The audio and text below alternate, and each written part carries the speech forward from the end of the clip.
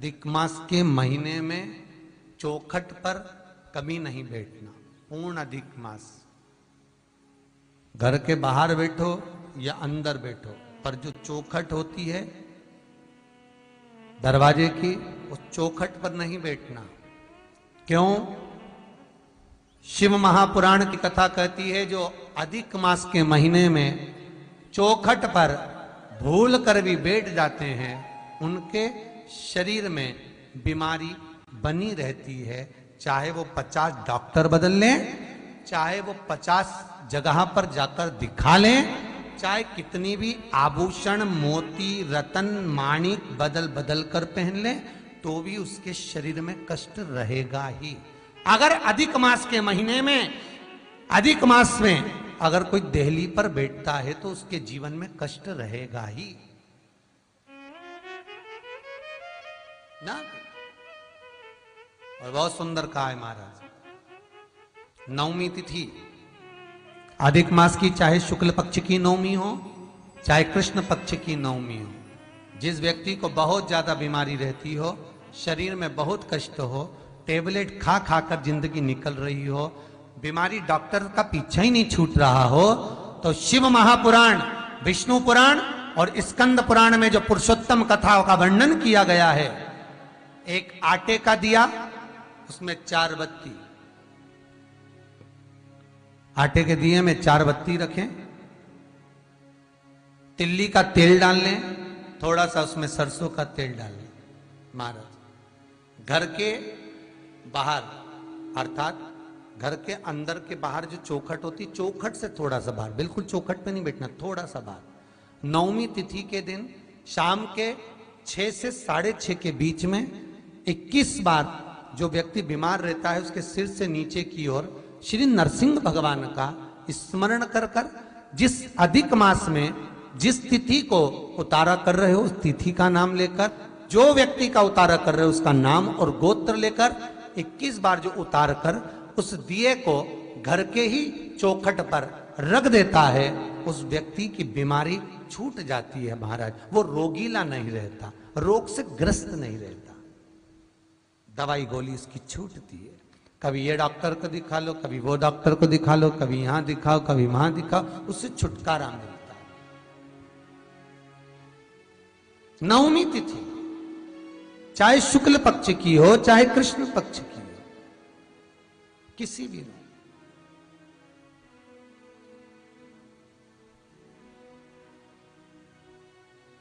किसी भी नवमी को आप उतारा कर सकते।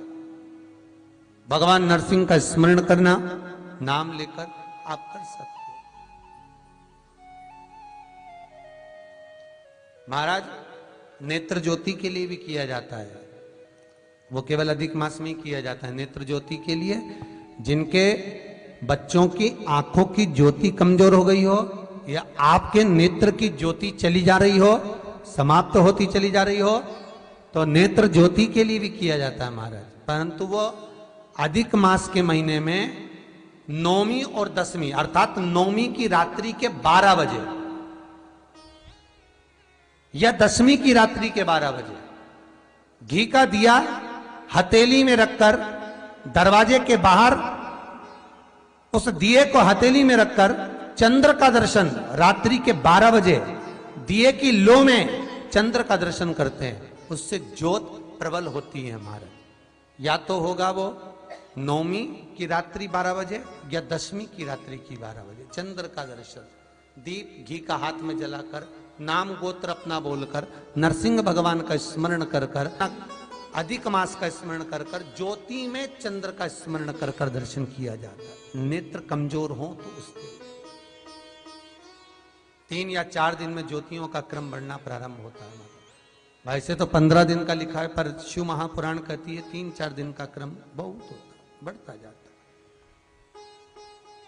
प्रबलता की ओर। महाराज,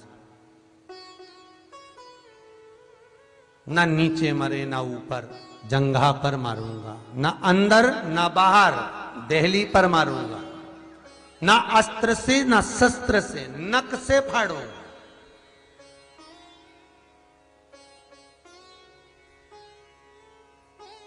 नख से हिंदू धर्म में शास्त्र प्रमाणित कहता है महाराज, तुलसी का दल, बेलपत्र, दुर्वा, शमी का पत्र अगर नख से तोड़ दिया जाए तो भगवान को समर्पित नहीं होता। बहुत ध्यान देना, पुरुषोत्तम मास की कथा सुन रहे हो आप, अधिक मास की कथा। भगवान नरसिंह ने हिरण्यकशिपु को नख से फाड़ा था, नख से। वैसे तो शास्त्र प्रमाण कहता है, विष्णु पुराण में तो ये लिखा हुआ है कि अधिक मास के महीने में नख से काटी हुई कोई अगर फूल की पत्ती भी है और उसको नख से काट दिया गया है तो वो समर्पित नहीं होगी। तुलसी का दल नख से काट दिया गया है, वो समर्पित नहीं होगा। दुर्वा नख से तोड़ दी गई है, समर्पित नहीं होगी। शमी पत्र नख से तोड़ दिया है, समर्पित नहीं होगा। पुष्प नख से तोड़ दिया है, समर्पित नहीं होगा। भगवान को समर्पित नहीं हो सकता। अश्विन अधिक मास हो चाहे कोई सा भी अधिक मास हो, विष्णु पुराण कहती है। पर शिव महापुराण तो यहां तक कहती है कि कोई से भी महीने में, कोई सी भी घड़ी में, कोई से भी पल में अगर आपने नख से कोई सामग्री तोड़कर भगवान को समर्पित करी है, भगवान उसको स्वीकार नहीं करता, स्वीकार नहीं करेगा।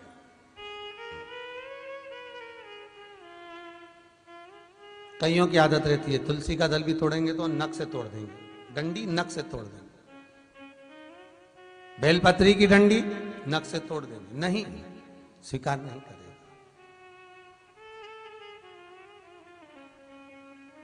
ना नीचे मरे ना ऊपर, ना अंदर मरे ना बाहर, ना अस्त्र से ना शस्त्र से, नख से फाड़ा, ना दिन में ना रात में, शाम का समय।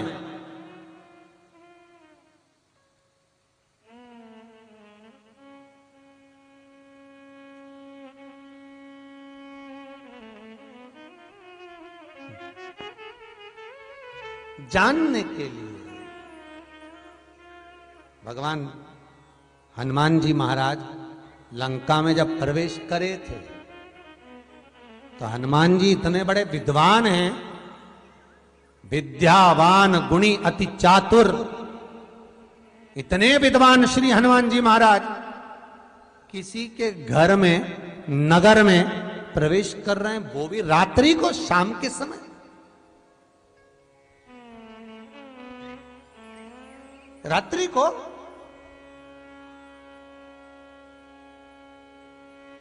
तो कोई पूछे कि हनुमान जी महाराज इतने विद्वान, विद्यावान, गुणी अति चातुर, राम काज करिबे को आतुर, तो भगवान के चरणार विंद का अनुमोदन करने वाले श्री हनुमान जी हैं, जो विद्या के निपुण हैं, विद्या में प्रबल हैं, विद्या के आनंद सुख को जानने वाले हैं।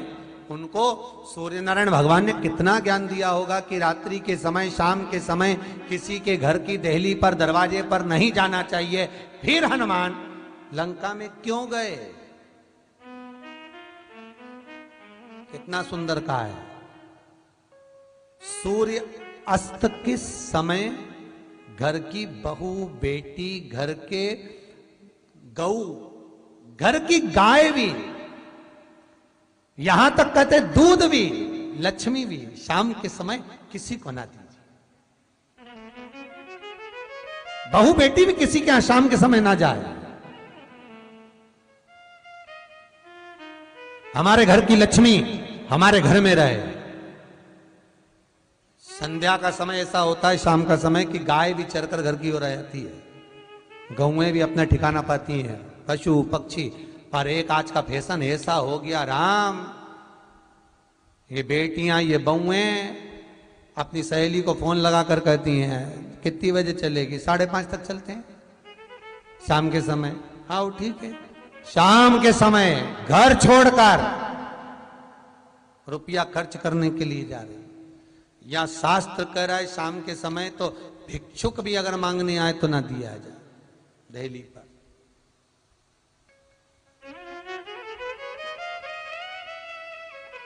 घर की लक्ष्मी, घर की बेटियां, घर की बहुएं घर में स्थिर हो, घर में स्थिर।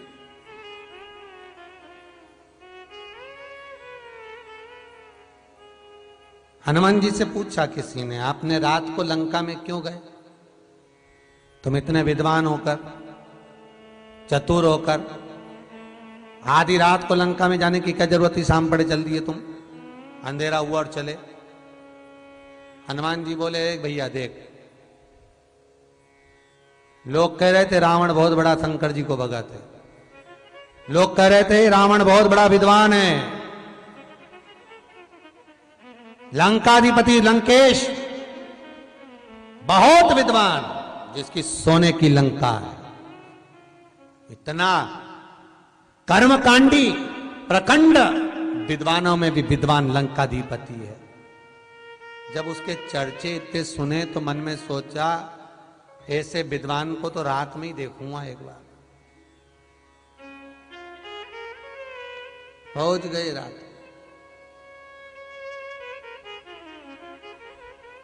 व्यक्ति दिन में कुछ और नजर आता है, रात में कुछ और नजर आता है। इनकी रंगरलियों को अगर देखना है तो रात को देखा जा सकता है। व्यक्ति का स्वभाव, व्यक्ति की वृत्ति। कई माताएं कहती है, हमारा बेटा सुपारी नहीं खाए, सुपारी। रात के जाके पान की दुकान पे देखो तो पूरा गुटखा निपटा जाए, तो सुपारी कहां लगे?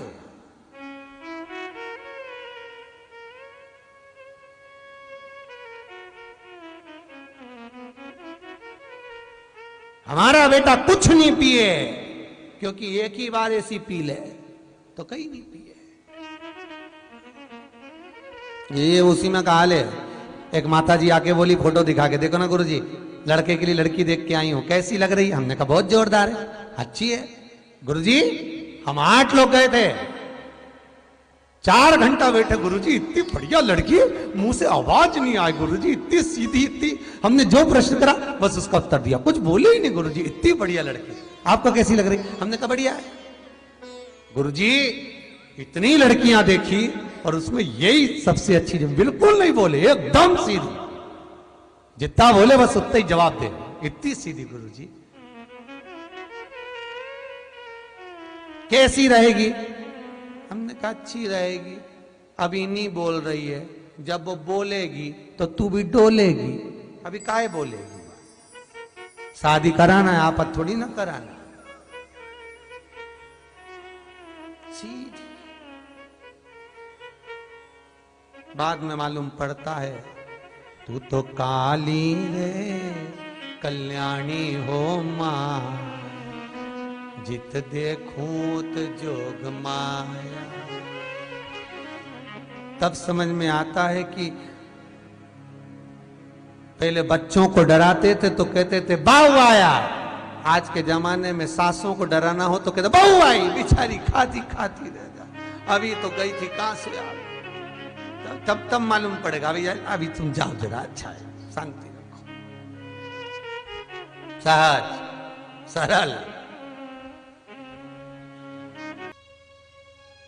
तुमरुका जी भगवान शिव के भगत, नारायण के भगत, तुमरुका जी ने ऐसी भक्ति करी कि तुमरुका जी अगर भगवान से पीछा भी छुड़ाएं तो भगवान तुमरुका जी को पकड़ कर रखे।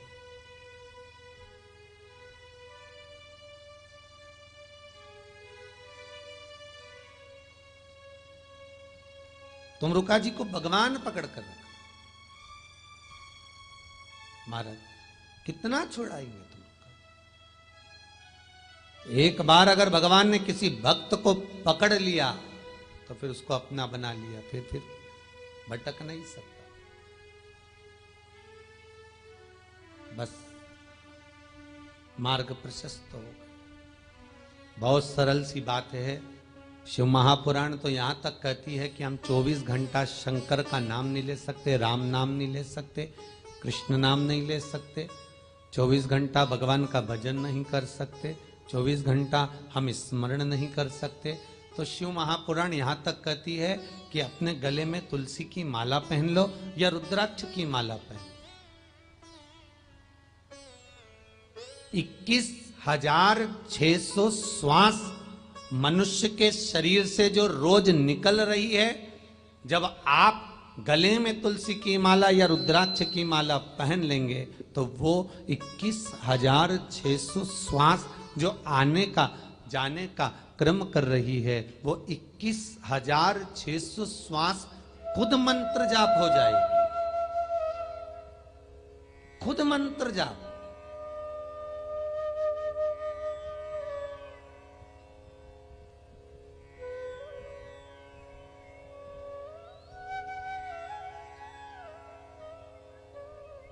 एक रवि झुंझुनू राजस्थान से मैसेज करे हैं। उनका प्रश्न है, हमने बड़े बड़े संतों को देखा है, महंतों को देखा है, गुरुओं को देखा है, वो माला रखकर जाप करते हैं, मनका गिनते हैं, माला के मोती गिनते हैं। हमारी मम्मी भी कहती है कि तुम माला जपो। गुरु जी से पूछना है, क्या माला जपना जरूरी है?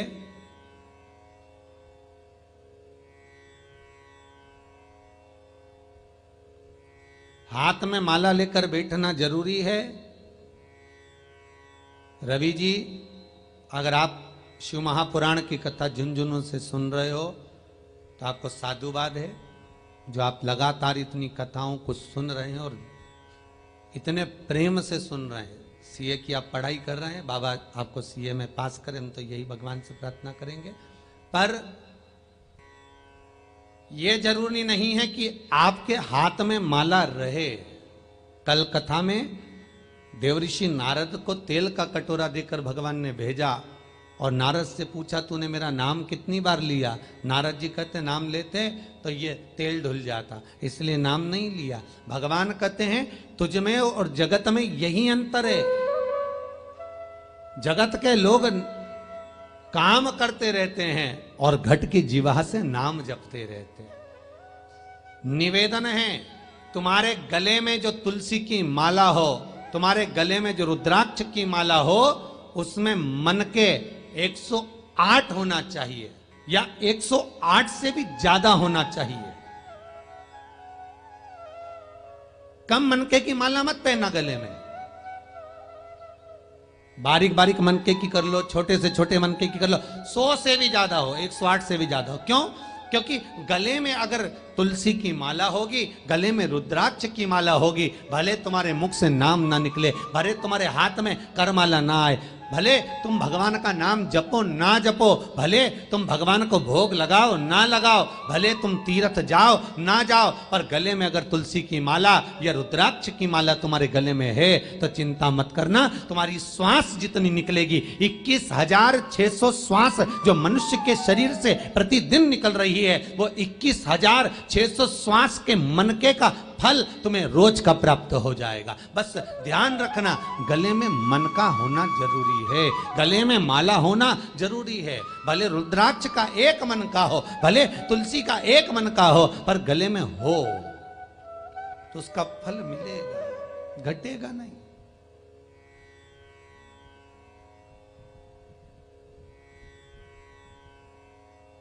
उसका फल आपको प्राप्त होगा, उसका सुख आपको मिलेगा।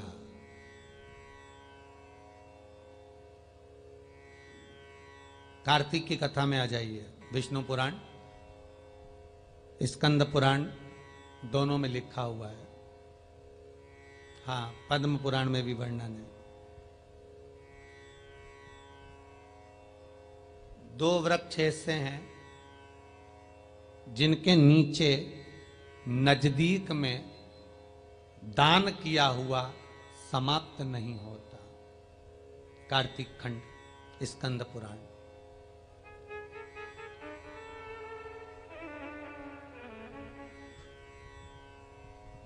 कार्तिक खंड, विष्णु पुराण,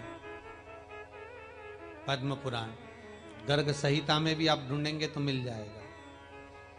गीता प्रेस गोरखपुर की तुलसी अंक निकालेंगे तो उसमें मिल जाएगा। 2 वृक्ष ऐसे हैं जिनके नजदीक में जो दिया जाता है वो समाप्त नहीं होता। एक आंवले का वृक्ष, दूसरा तुलसी का पौधा।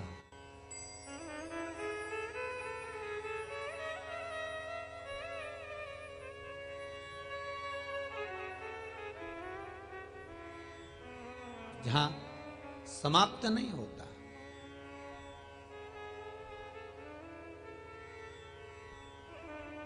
आ जाइए महाराज, शिव कथा कर रही है।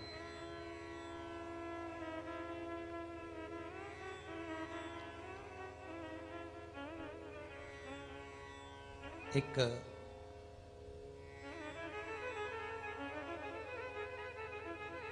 बुढ़िया बैठकर रो रही थी। विष्णु पुराण रो रही है, रुदन कर रही है। पूछा क्या हो गया? मेरा पति ना जाने कहां गया, मेरा पुत्र ना जाने कहां गया। तो किसी भीड़ भाड़ वाले इलाके में गई थी। विष्णु पुराण का बहुत सुंदर संवाद है महाराज। तो किसी नदी के घाट पर गई थी तेरे परिवार के साथ? नहीं, मुझे दोनों छोड़ गए। मैं इस भूमंडल पर अकेली हूं।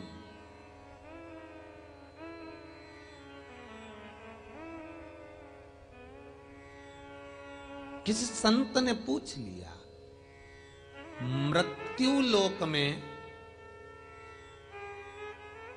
जब बालक का जन्म होता है, माता के गर्भ से बच्चा जब जन्म लेता है, उसकी जो नाल कटती है, कटने के समय पर मृत्यु की तारीख, तिथि, दिन, समय, घड़ी, पल, स्थान निश्चित किया जाता है।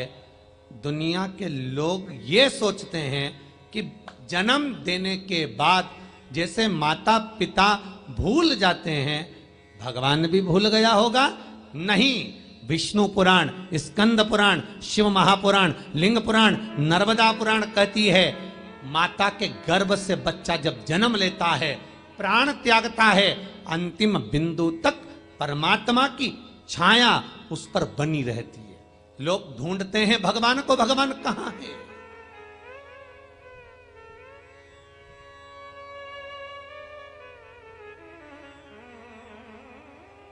लोग ढूंढते हैं ईश्वर को, ईश्वर कहां है? फिर वही वाली बात आ गई, माता पार्वती ने शंकर भगवान को कहा अगर छुपना है तो भक्तों के हृदय में छुप जाओ, क्योंकि वहीं दुनिया के लोग सब दूर ढूंढेंगे, मंदिर में, देवालय में, तीर्थ में, पर अंदर नहीं ढूंढ पाएंगे। भीतर छुपो, भीतर आओ।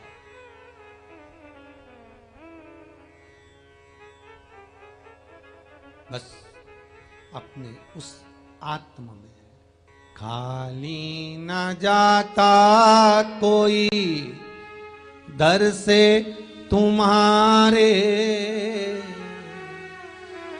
मैं भी खड़ा हूं नन्ही बाहें फंसा। भीतर छुपकर अंदर जाकर कभी मत कहना कि मैं अकेला हूं, कभी मत कहना मैं अकेली हूं, कभी मत कहना मेरा कोई नहीं, कभी मत कहना कि मेरा सब बुरा चाहते हैं, कभी मत कहना कि मैं अकेला रह गया। शिव कथा कहती है, कौन कहता है तू अकेला? बूढ़ी माँ से संत कह रहे हैं, तूने एक शब्द गलत कह दिया कि मैं अकेली हूं। पति ना जाने कहां गया, पुत्र ना जाने कहां गया, मैं अकेली रह गई। संत करे अकेले नहीं हो।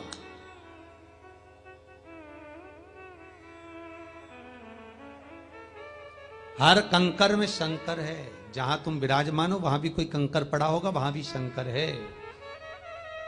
तुम अकेले नहीं हो, परमात्मा की छाया तुम्हारे साथ चल रही है।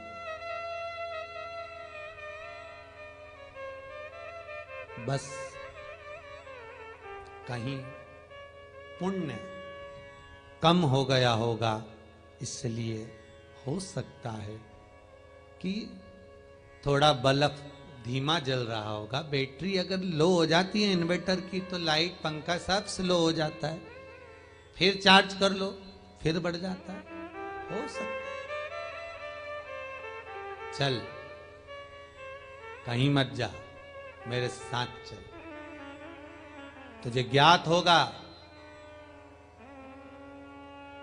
मैं तुझे लेकर चलता हूं। संत फिर बोले, बूढ़ी मां तुम अकेले हो तो क्या हुआ, कुछ मुझे हाथ में दे दीजिए। बूढ़ी हंस के बोली, विष्णु पुराण का बहुत सुंदर दृष्टांत है। बूढ़ी हंसकर बोली, देने के लिए कुछ भी नहीं और तुम कहते हो कि दे दूं। मां कभी कभी मत कहना कि देने के लिए कुछ नहीं। पहले भी शिव महापुराण में कहा, आपके पास देने के लिए कुछ भी ना हो तो अपने चेहरे की स्माइल दे दो, मीठी वाणी दे दो, प्रेम के दो शब्द दे दो।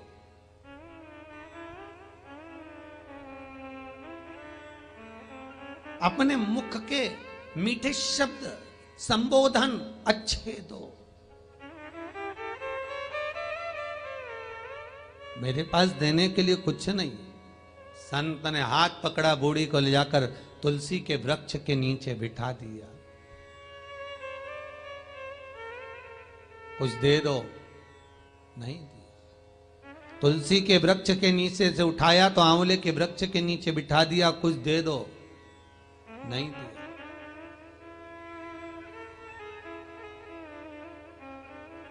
नहीं दे पाए।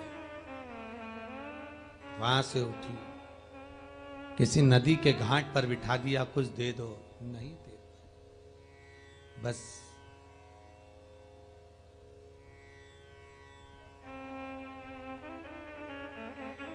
ब्रह्मता की जिंदगी जी रही हो मां। जिस आंवले के पेड़ के नीचे बैठी थी वहीं का आंवला तोड़कर ही दान दे देती तो तेरा पुण्य प्रबल हो जाता। जिस तुलसी के कुंड के पास, क्यारे के पास बैठी थी वहां का तुलसी दल दे देती, मंजरी दे देती तो तेरा पुण्य प्रबल हो जाता। जिस जलाशय पर बैठी थी वहां का जलदान ही दे देती तो तेरी पुण्यता प्राप्त हो जाती। बिलखने लगी, रोने लगी, नैन अश्रु भरा गए।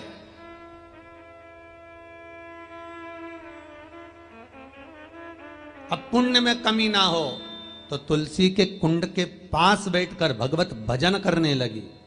और उसकी प्रबलता इतनी थी कि पति भी मिला, पुत्र भी मिला। मंत्र का जाप स्मरण दिया है। अरे भाई, शिव महापुराण, यहां तक विष्णु पुराण कहती है, स्कंद पुराण वर्णन करती है, कार्तिक खंड वर्णन करता है कि तुलसी का क्यारा गोल है, चौकोर है, षडाकार का है। उसका भी प्रमाण हमारे शास्त्रों में लिखा हुआ है कि अगर तुलसी का कुंड गोल है तो वो ऐश्वर्य प्राप्त करता है, तुलसी का कुंड चौकोर है तो वो वंश की वृद्धि करता है, तुलसी का कुंडा अगर षडाकृति का है, 6 फलक वाला है तो वो घर में संपदा की वृद्धि करता है। ये तुलसी के कुंड का भी प्रमाण हमारे यहाँ शास्त्रों में लिखा हुआ है कि कुंडा कैसा होना चाहिए।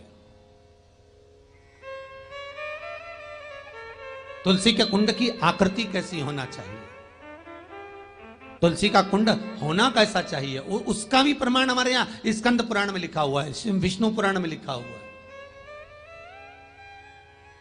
कि आपको क्या किस रूप में चाहिए। पर जगत है ना, दुनिया के आगे हाथ फैलाओ, जाकर निवेदन करो, यहाँ वाले बाबा के पास हो या वहां वाले बाबा के पास हो या उसके पास हो या उसके पास हो या जगत के पास जाओगे, दुख पाओगे, रुपया खाएंगे, चूना लगाएंगे, धक्के मारकर निकाल देंगे, 2-4-8 दिन घुमाएंगे फिराएंगे, कल आना, परसों आना, नरसों आना, ऐसा करना वैसा करना, बस बाबा यही घुमाते रहेंगे और तुम्हारे धन का चूना लगाते रहेंगे। पर निवेदन है, इनसे बचकर शिव की शरण में जाकर भगवान शास्त्र में जो लिखा है उसके अनुसार हम क्यों ना कर्म करें जिसका फल हम पा जाएं।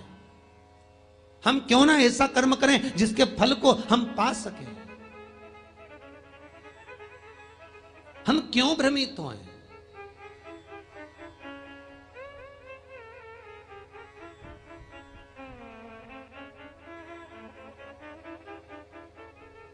हमारे यहाँ तुलसी के कुंड का भी विधान है। गोल कुंडा है ऐश्वर्य देगा, चौकोर कुंडा है, आप लोग कई बार देखे होंगे किसी किसी के यहाँ चौकोर तुलसी का क्यारा होता है, कुंडा होता है, वो वंश बढ़ाता है। षडाकृति का है, वो धन देता है, संपदा देता है।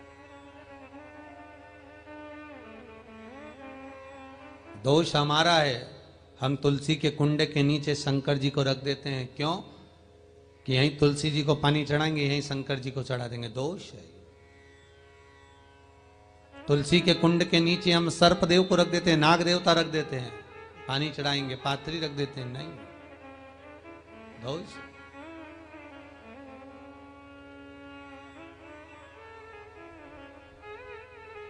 उसका दोष हम सबको, स्वयं अगर गलती करते हैं तो स्वयं को भोगना। कैसा कुंड हो, 7 तरह के कुंडों का व्याख्यान तुलसी के रूप में कहा गया है महाराज। पहला गोल, दूसरा चौकोर, तीसरा षडाकृति, चौथा त्रिवेणी, 3 कोने वाला कुंडा। शास्त्र कहता है जिसके मार्ग घर में टुकड़े हो रहे हों, घर विभाजन की ओर हो रहा हो, तो 3 कोण का कुंडा घर में रखकर पूजा करने पर परिवार एक हो जाता है।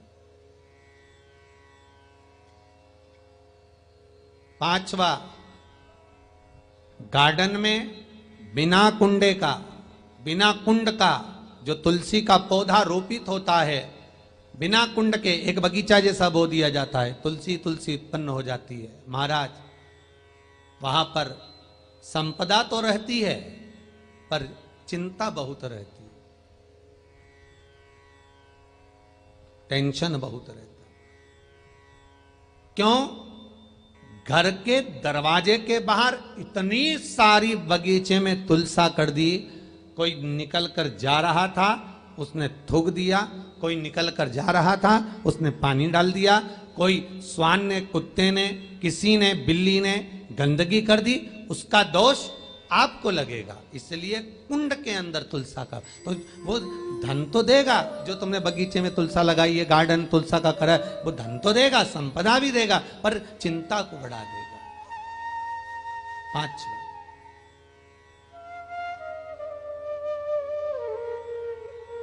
महाराज 6, तुलसी के कुंड को 3 धार पर लटका कर रखना। कई जगह पर आपने देखा होगा तुलसी का जो कुंडा होता है उसको 3 जो तार होते हैं, 3 जो चेन होती है, उस पे लटकाया जाता है। महाराज विष्णु पुराण उसका भी व्याख्यान करती है। महाराज वहां व्यक्ति के कार्य उन्नति की सीढ़ी की ओर बढ़ जाते हैं।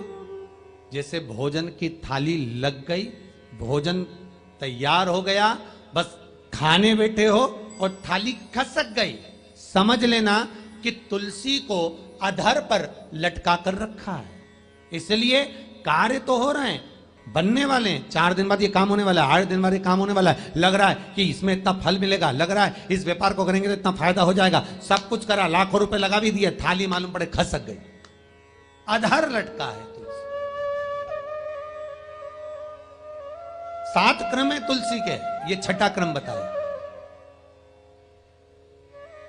तुलसी का 7वां क्रम,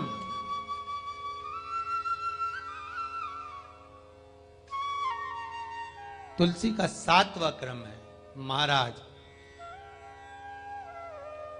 तुलसी का कुंडा जैसा घर के आंगन में है, तुलसी का कुंड जैसे घर के आंगन में विराज रहा है, ऐसा ही छोटा सा कुंड भगवान के लिए रोपित करें। प्रतिदिन भगवान की सेवा करते समय तुलसी का कुंड सम्मुख रखकर उसकी आराधना करना, फिर उस कुंड को वापिस बाहर ले जाकर रखना, फिर दूसरे दिन पूजन के समय पर कुंड को लाकर रखना। हम तो यहां तक कहते हैं, विष्णु पुराण गर्ग संहिता कल्याण का तुलसी अंग यहां तक वर्णन करता है कि आप पूरे साल ये नहीं कर सकते तो कम से कम कार्तिक के महीने में भगवान के सामने तुलसी का छोटा कुंड, चौकोर वाला, गोल नहीं, चौकोर कुंड लाकर भगवान के सामने रखकर छोटा सा कुंड का पूजन कर कर भगवान के साथ उस कुंड को वापस बाहर विराजमान करें, फिर कल लेकर आए, फिर विराजमान करें। आप पूरे साल नहीं कर सकते तो 1 महीना,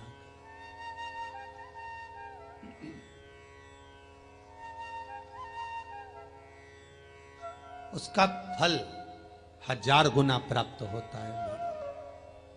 तो किस चीज के लिए कहा गया कि तुलसी का कुंडा एक बाहर हो, एक घर के अंदर मंदिर के सामने पूजन के लिए रखा जाए? तो कहते हैं उस घर में वैभव, सत्ता, संपदा, लक्ष्मी, समृद्धि, शांति की कभी कमी नहीं, कभी कमी।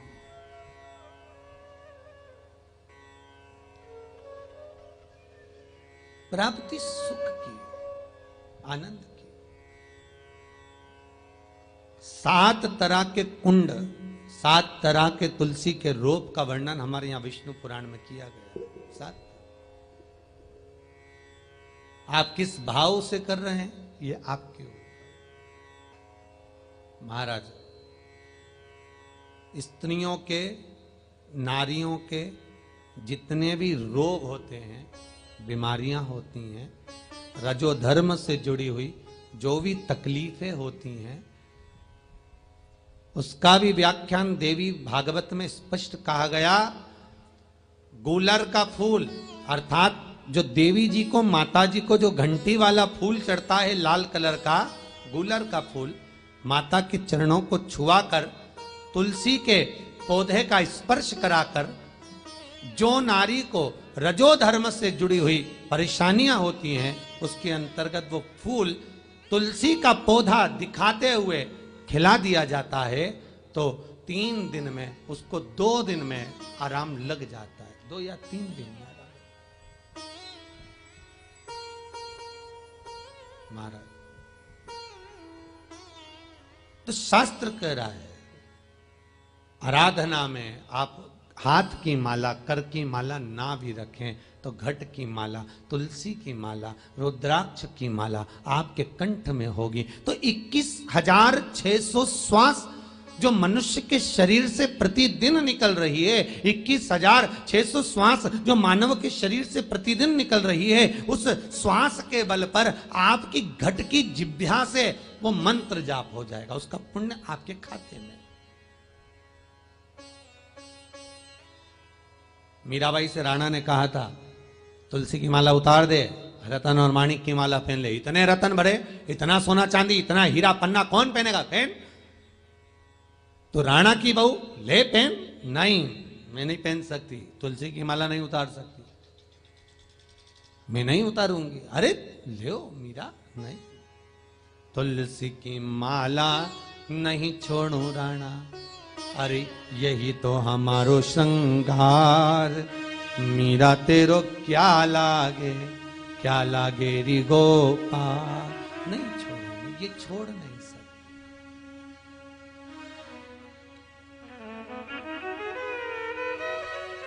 ये मेरा सर्वस्व है, ये मेरा वैभव है, ये मेरा आनंद है।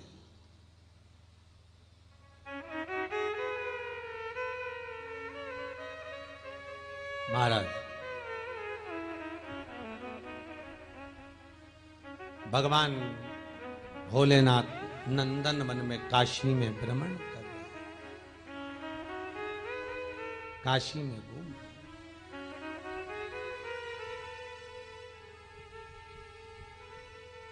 और जब काशी में मेरे शिव चहुदिश भ्रमण करते हैं,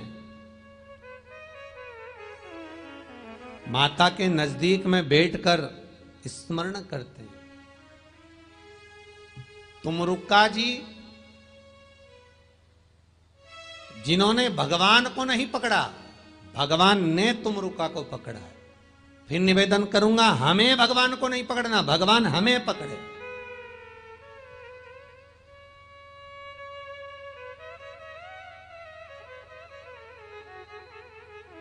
तुमरुक्का जी भगवान पार्वती को छोड़कर गए।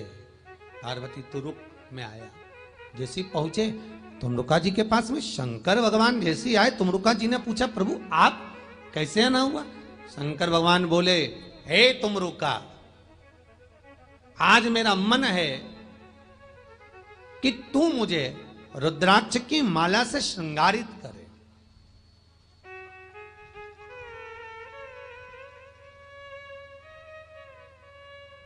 दुनिया की संपूर्ण औषधियां रुद्राक्ष के अंदर है। एक मुखी से लेकर 14 मुखी रुद्राक्ष का वृतांत शिव पुराण में लिखा है। एक मुखी से लेकर 16 मुखी रुद्राक्ष का वृतांत स्कंद पुराण में लिखा है।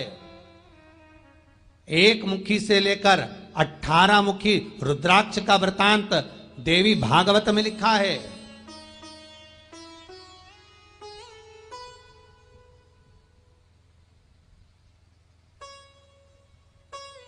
कई लोगों के घर में रुद्राक्ष पूजन के मंदिर में रखा हुआ है। कई लोगों के घर में रखा होगा। जितने ऑनलाइन कथा सुन रहे हैं, फेसबुक यूट्यूब पर मोबाइल पर सुन रहे हैं, आपके भी घर के मंदिर में कोई ने रुद्राक्ष दिया होगा। पंडित जी ने दिया, महात्मा जी ने दिया, हरिद्वार गए, कहीं गए तो किसी ने रुद्राक्ष दिया, तुमने पूजन में रख लिया। वो रखा होगा, सबके पास रखा होगा, कई कई के घर में रखा ही होगा। 1 मुखी, 4 मुखी, 5 मुखी, 7 मुखी, 8 मुखी, 10 मुखी, 12 मुखी, कोई तो रुद्राक्ष तुम्हारे घर में होगा। भले वो असली है कि नकली है तुम्हें नहीं मालूम, तुम नहीं जानते, तुम्हें तो किसी ने दिया और तुमने विश्वास रखकर ले लिया। अब यहां नकली के युग में असली घी नहीं मिल रहा तो रुद्राक्ष मिलेगा कि रे बाबा? ये तो बोलो पहले। नकली का युग, क्या असली मिलेगा? एक पढ़ा लिखा लड़का गांव में सर्कस आ गया। पढ़ा लिखा लड़का जाकर बोला सर्कस वालों से हमें नौकरी नहीं मिल रही है, सब गड़बड़ हो गया है, सर्विस हमको मिल नहीं रही है, तो हमको नौकरी दे दो। तो सर्कस वाले ने कहा नौकरी तो मिल जाएगी, पर सुनो, बंदर के कपड़े पहनकर शेर के पिंजरे में जाना पड़ेगा। अब ये तो आफत में पड़ गया। उसने कहा था नौकरी भी ऐसी कि बंदर के कपड़े पहनो और शेर के पिंजरे में जाओ। कितना रुपया मिलेगा? 600 रुपया रोज। ओहो, ठीक है, कर ले। अब ये बंदर के कपड़े पहने इसने खोल और शेर के पिंजरे में चला गया। चारों तरफ सर्कस के लोग, सारी जनता खूब तालियां बजाई कि अब शेर आएगा, बंदर को खाएगा। अब ये बंदर के कपड़े पहन के शेर के पिंजरे में, इतने में धाड़ता हुआ शेर पिंजरे के अंदर आया। शेर धाड़ता हुआ आया, इसकी तो सिट्टी पिट्टी गोल, पीछे खसक गया, घबरा गया, पीछे हटा। शेर और आगे आया, ये और पीछे हटा। शेर और आगे आया, ये और पीछे हटा। ये घबरा गया। शेर इसके पास धबक के गया, चिल्ला कर बोला घबरा मती, 600 में तू बंदर बना, 300 में मैं शेर बना। क्यों घबरा? नकली के युग में ना बंदर असली है ना शेर असली है, सब। आप जो रुद्राक्ष लेकर आ रहे हो, आपको नहीं मालूम कि ये असली है कि नकली है, पर आपका विश्वास है कि मैंने जो 500 रुपए का, 1000 रुपए का, 2000 रुपए का रुद्राक्ष खरीदा, दुकानदार पर विश्वास करा, लेते समय रुद्राक्ष पर विश्वास करा कि बाबा मैं तो ये समझ कर लेकर जा रही हूं कि आप 5 मुखी हैं, आप 7 मुखी हैं, आप 3 मुखी हैं, आपको मैं केवल विश्वास केवल पर ले जा रही हूं। मैं किसी रिसर्च सेंटर को नहीं जानती, मैं किसी ISI मार्क को नहीं जानती, मैं नहीं जानती कि असली है कि नकली है। कितना कितना विश्वास। हाँ, कोई व्यक्ति के साथ पार्टनरी करते हो, किसी व्यक्ति के साथ कार्य करते हो, सास जैसा विश्वास है ना आपके भीतर। बहू को लेकर आती है तो सास ने क्या देखा उसको, बेचारी को, उसको मालूम था कि ये जगदम्बा निकलेगी कि चंद्रघंटा निकलेगी? वो तो केवल विश्वास लेकर बहू को आ गई कि सबने कहा अच्छी है, सबने कहा बढ़िया है, गांव की है, उस घर की है, उस गांव की, उस शहर की, उस नगर की, उस बस्ती की है, अच्छा, उस कुल की है, अच्छा, बहुत बढ़िया है। सबने कहा, जाकर देख लिया रुद्राक्ष कैसा है, जान लिया, अच्छा है, सब बोल रहे हैं बढ़िया है, दुकानदार भी बोल रहे हैं बढ़िया है। जब लेकर आई तब किसी को दिखाया, कहा नकली है। तो बस उसी तरह बहू भी छाट कर लाई थी, अच्छे से लाई थी, देख परख कर लाई थी। अब लाई तो तू गाय थी, अब हम क्या करें भगवान, शेर निकल गई तो करें क्या? करो क्या? अब रुद्राक्ष तो आ गया। अब किसी महाराज से पूछो कि नकली है कि असली है, बढ़िया आफत। हीरा को परखइयो राम कोई नहीं रे। हीरा का परखदार संसार में कौन? एक पुखराज की अंगूठी, एक नीलम की अंगूठी, एक पन्ना की अंगूठी आप बनवा लो, उस पन्ना, उस पुखराज, उस नीलम को दूसरे सुनार के यहाँ ले जाओ, कितने की होगी? अरे कि दमदार नहीं दिख रही है। तीसरे के यहाँ ले जाओ, या दमदार नहीं दिख रही। चौथे के यहाँ ले, बहुत पैसे वाली, तुम खुद के होगे, मैंने इतने की, हो सकता होगा इतना।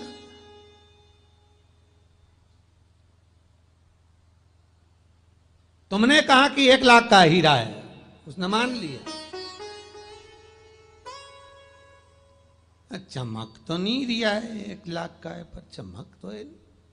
चमक कहां गई? तो क्या भाई, पहनते पहनते इतना समय हो गया। हीरा को परखइयो राम कोई नहीं, किसको आया देखना, परखदार कौन जाना। फिर कोई मिल गया एक परखदार, उसने कह दिया तो रुद्राक्ष आप लेकर आए हो, विश्वास रखकर लाए हो। वो रुद्राक्ष भले आपके घर में पुराना रखा, नया रखा, जैसा रखा, एक मुखी से लेकर जितने मुखी तक का रखा, पूजन में अगर रखा हुआ है तो केवल पूजन में मत रखना।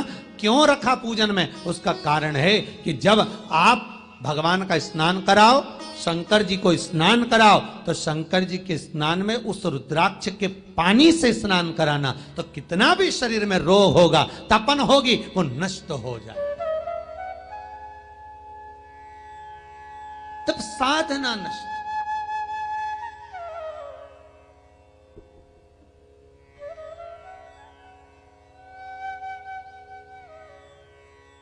बाबा जटाउन बांधने वाले बाबाओं की जटा में एक रुद्राक्ष रखा रहता है।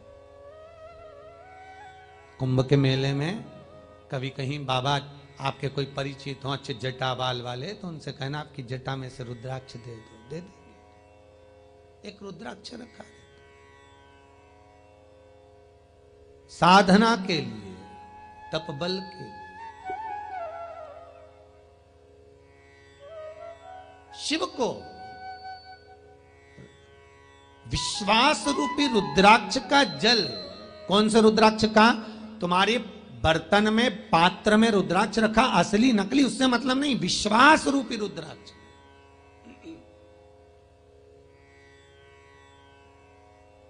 विश्वास रूपी रुद्राक्ष का जल आप शंकर को समर्पित करो, शिव को चढ़ाओ। फिर निवेदन करूंगा, रुद्राक्ष नहीं हो तो महाराज प्रदोष के दिन, कल आएगा प्रदोष, भौम प्रदोष है कल, अश्विन का,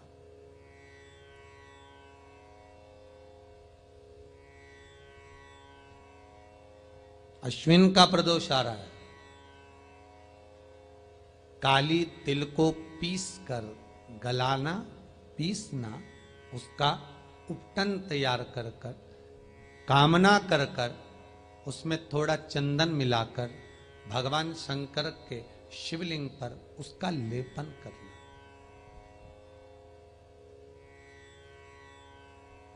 केवल भौम प्रदोष पर, सोमवार का पड़ जाए, बुधवार का पड़ जाए, उस प्रदोष पर नहीं हो सकता। मंगलवार का प्रदोष पड़े, प्रदोष काल में शंकर भगवान के शिवलिंग पर काली तिल को पीस कर उसका लेपन कर कर, जो कामना कर कर जल चढ़ाया जाता है, जैसे जैसे वो तिल बहता है, उसकी चिकनाई शंकर की शिवलिंग पर रह जाती है, वैसे ही हमारी कामना पूर्ण होती है महाराज। केवल भौम प्रदोष पर, मंगलवार का प्रदोष पड़ेगा उसी पर ही कर सकते। सोम का नहीं, बुध का नहीं, गुरु का नहीं, शुक्र शनि का नहीं, केवल फल देगा, सुख देगा, आनंद दो। ये कामना की सिद्धता के लिए होता है।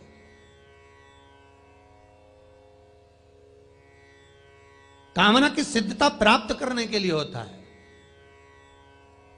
कई माताएं पूछती हैं, गुरुजी क्या हम घर के शिवलिंग पर ये कर सकते हैं?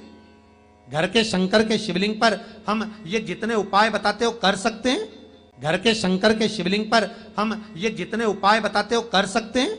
भाई देखिए, घर के शिवलिंग में नंदी नहीं होता, ये आपको पहले भी बताया। क्यों? क्योंकि घर में जो शिवलिंग होता है वो विराजमान रहता है नंदी की जगह पर।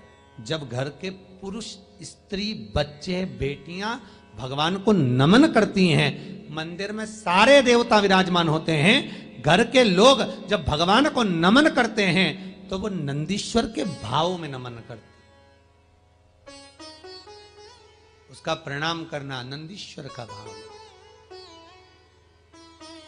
घर के शिवलिंग में नंदी होना जरूरी नहीं। अगर छोटा शिवलिंग है आपके घर में, नर्मदेश्वर है आपके घर में, पार्थिव है आपके घर में, स्फटिक का है, पारद का है, जिसका भी शिवलिंग आपके घर में छोटा विराज रहा है, उसमें नंदी का होना जरूरी नहीं है। कोई कहे कि इसमें नंदी रखो, कोई जरूरी नहीं आपको।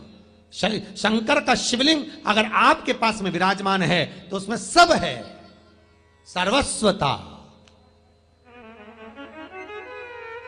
हां, यदि इस अंगुष्ठ आकृति से बड़ा शिवलिंग आपने कहीं विराजमान करा है तो फिर नंदी का होना जरूरी है। फिर नंदी हो। पर स्थली से, जमीन से ये शिवलिंग अंगुष्ठ आकृति तक का है तो वह नंदी का भाव नहीं। घर के अंदर, घर के अंदर फिर वो शिवलिंग में आप स्वतः ही नंदी हो, आप स्वतः ही नमन करता हो।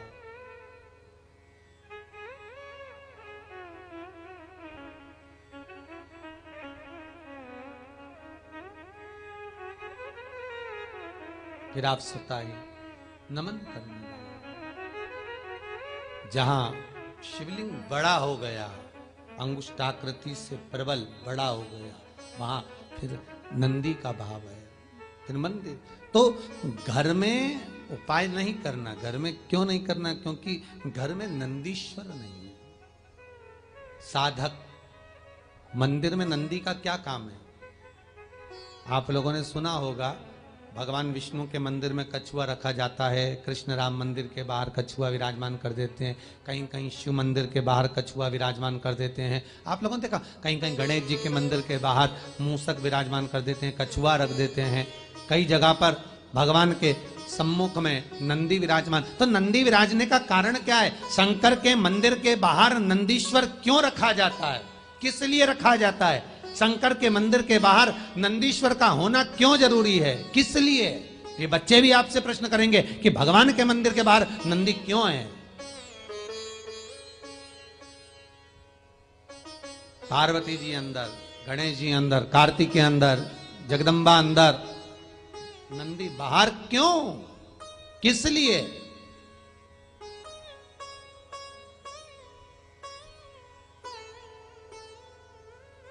नंदी, भृंगी, श्रृंगी, तुमरुका, चार हैं।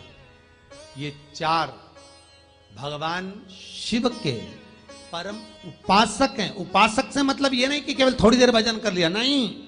इनके घट की जिह्वा से, इनके मुख से भगवान का नाम अविरल बहता रहता। अविरल। जाते हो भगवान शिव पार्वती को लेकर, थोड़ी देर रुकिएगा, हम बहुत तकलीफ में, करुणा करिए बाबा, कृपा करिएगा नंदीश्वर, करुणा करिए। शंकर का एक अवतार, शिव का एक अवतार नंदीश्वर के रूप में हुआ है, नंदी के रूप में। बहुला गाय के पेट से भगवान शंकर ने जो अवतार लिया था वो नंदीश्वर के रूप में। विनती करो,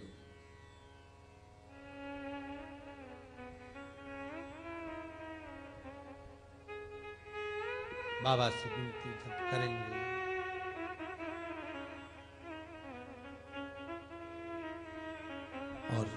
निवेदन जब करेंगे तो वो सुख का देने वाला है। महाराज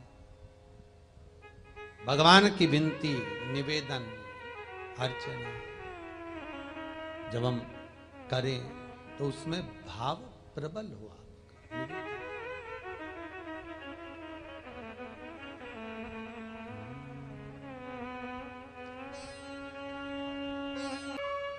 भगवान की भक्ति में जो रम गया, उतर गया।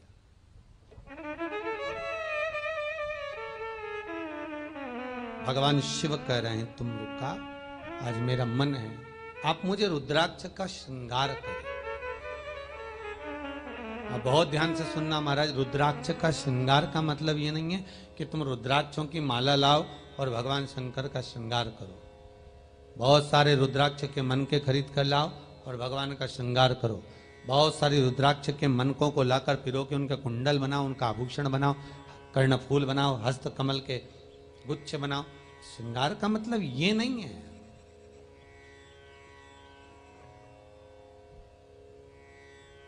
जैसे ब्रज की गोपियों के लिए कहा जाता है कि गोपियां नित्य नूतन श्रृंगार कर कर भगवान के पास जाती हैं, कृष्ण के पास, तो इसका मतलब क्या हुआ? नित्य नूतन श्रृंगार कर कर गोपियां भगवान के पास जा रही। इसका मतलब क्या है? इसका मतलब यह है कि रोज अलग अलग चुन्नी वेश पहनकर, अलग अलग साड़ियां पहनकर, अलग अलग श्रृंगार कर कर, अलग अलग चोटियां बनाकर, है नयन में सुरमा डालकर, सुंदर सुंदर आभूषण धारण कर कर भगवान के पास गोपियां जाती होंगी। ऐसा है क्या? नहीं। अगर इतना श्रृंगार कर कर गोपी भगवान के पास जाती तो सांस रोकती कि नहीं रोकती?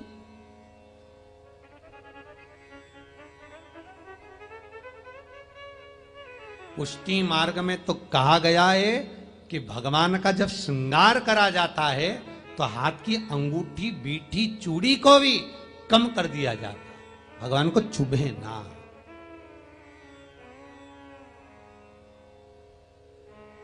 भगवान को लगे ना, वो कम कर दिया। और यहां वर्णन कर रहा है शास्त्र की नूतन श्रृंगार, नित्य नूतन श्रृंगार करी गोपी चली कृष्ण के पास। तो इसका मतलब क्या हुआ? तो शिव महापुराण कहती इसका मतलब है ऊपर का श्रृंगार नहीं, भीतर का श्रृंगार। रोज नए मन का निर्माण करना। आज भगवान को इससे रिझाऊंगी, आज भगवान से ये पूछूंगी, आज भगवान से अर्चना करूंगी, आज भगवान से वाणी पूछूंगी। मन का श्रृंगार करना। फिर निवेदन करूंगा, ब्यूटी पार्लर में बाहर का श्रृंगार होता है जिससे पति रीझ जाता है। सत्संग में, शिव महापुराण में आत्मा का श्रृंगार होता है जिससे शिव रीझ जाता है। तो गोपियां नित्य नूतन नया श्रृंगार जो कर रही हैं वो बाहर का नहीं है, उनके हृदय का है, उनकी चित्तवृत्ति का है।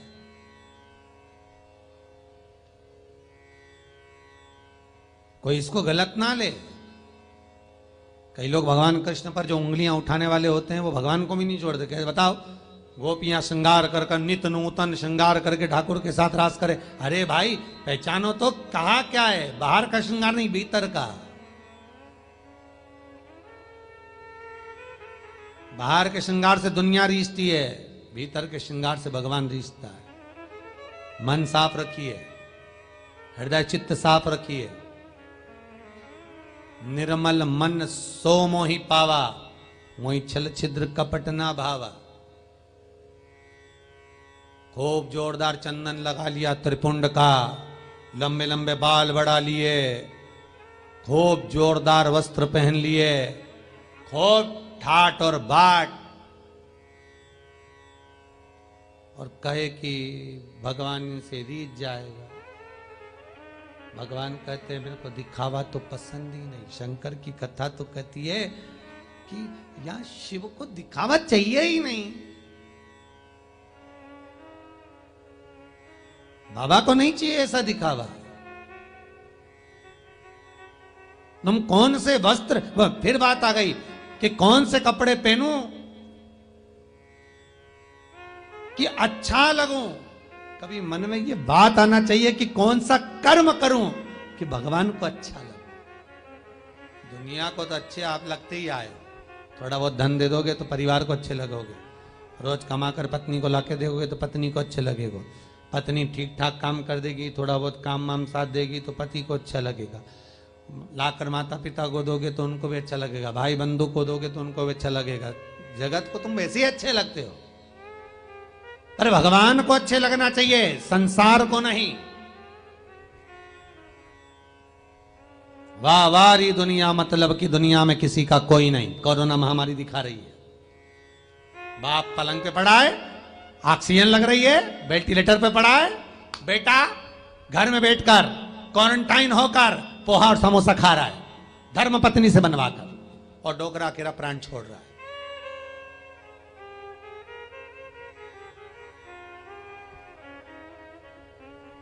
मन जरूर है पिता में, मन जरूर है माता में, कर क्या सकते हो, कुछ नहीं। भजन करो, उपासना करो, शिव का स्मरण करो। सब लोग पंडित जी से पूछ लो, थोड़ा सा उपाय बता देंगे तो हम कर लेंगे, थोड़ा सा उपाय बता देंगे तो कर लेंगे, तो बुढ़े पिताजी उठ के बैठ जाएंगे।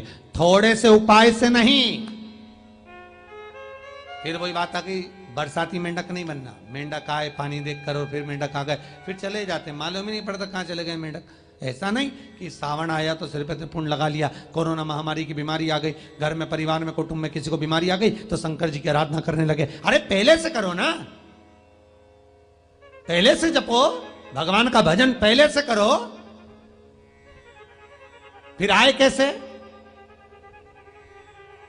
जपो तो, भजन करो तो, स्मरण करो तो।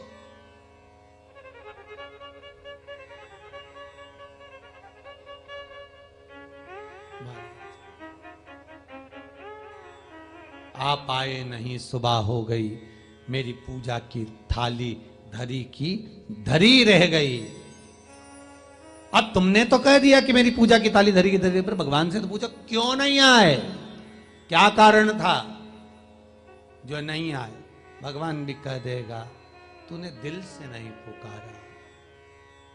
दुर्योधन के मेवा त्यागे, साग भी दूर घर खाई, सबसे ऊंची प्रेम सगाई। प्रेम हो तो भगवान विदुरानी के घर में छिलके खा जाता है, प्रेम हो तो भिलनी के घर का बेर खा जाता है, प्रेम हो तो जो सदन कसाई मांस बेचता है उस सदन कसाई के घर में भगवान आ जाता है, मांस बेचने वाले के घर में। अगर भाव हो तो चमड़े का जूता बनाने वाला वो रविदास जी के कठोते में गंगा प्रकट हो जाती है। रविदास जी के चमड़े के जूते बनाने वाले रविदास, सारी दुनिया को छोड़कर मीराबाई ने रविदास जी को गुरु बनाया, क्योंकि भले चमड़े का जूता बनाते हो, भले चर्मकार हो, पर भक्ति बड़ी प्रबल है, भाव बड़ा प्रबल है। जात और वर्ण से नहीं देखा जाता कि भगवान किस पे रीझेगा। ब्राह्मण होकर को कर्म करो, ब्राह्मण होकर बेकार कर्म करो और फिर कहो कि भगवान हमसे रीझ जाए, नहीं, भगवान कहेगा कर्म सुधारिए। फिर उससे तो अच्छा रविदास जिसके घर में भगवान गंगा के कठोते में से गंगा रूपी प्रकट हो जाती है। कर्म सुधारो, चाहे ब्राह्मण हो, क्षत्रिय हो, वैश्य हो, शूद्र हो, कर्म सुधार।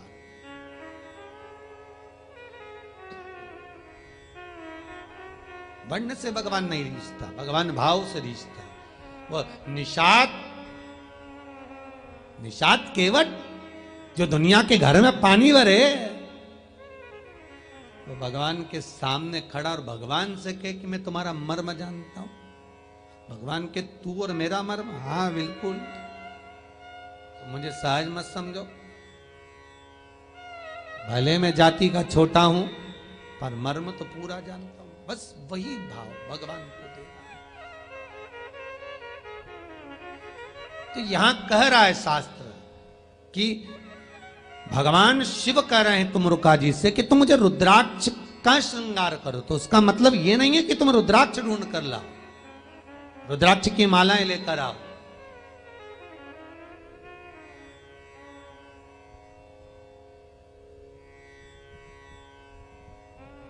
वृंदावन की एक घटना याद करिए। बांके बिहारी का बंगला बन रहा है, साइड में बंगला बनवाने वाले का बैनर लग रहा है, आज का बंगला श्रीमान जी की तरफ से 50,000 रुपए खर्च करे, 1 लाख रुपए खर्च करे, फूल का बंगला बनवाया। क्या जोरदार बंगला, क्या जोरदार बंगला।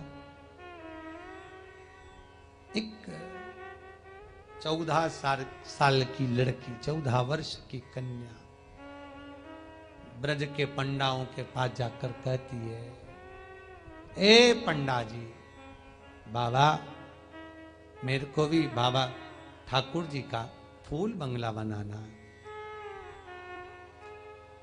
फूलों का श्रृंगार करवाना है। पंडाओं ने पूछा कितना रुपया है तेरे पास में?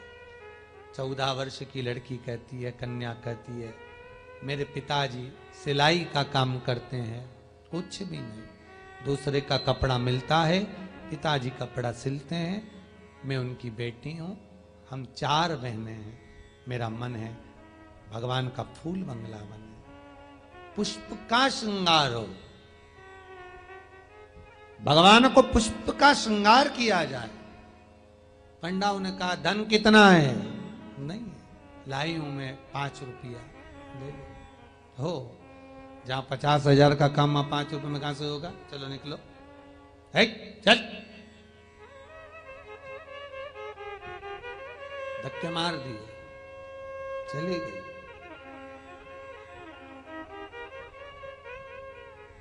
रोज प्रतिदिन गर्मी में किसी ना किसी का फूल बंगला रहता। एक दिन, जिस दिन धक्के मारकर निकाला, उसका दूसरा दिन बिहारी जी के मंदिर में बंगला ही किसी का नहीं आया। चलो निकलो, ऐसे नहीं बंगला कहां से बनेगा, निकल जाओ, बंगला नहीं आया।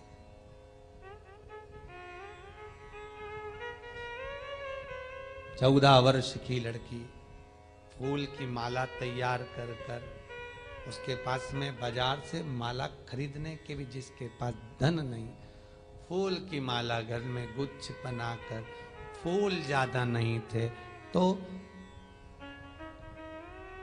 फूल के भाग को भी कम करके बहुत दूर दूर फूल धागे में रम कर बहुत दूर माला लेकर आ गई। और वो माला बहुत दूर दूर फूल की, पंडा जी से कहती है मैं फूल बंगला नहीं बनवा सकती, ये माला धरा दो।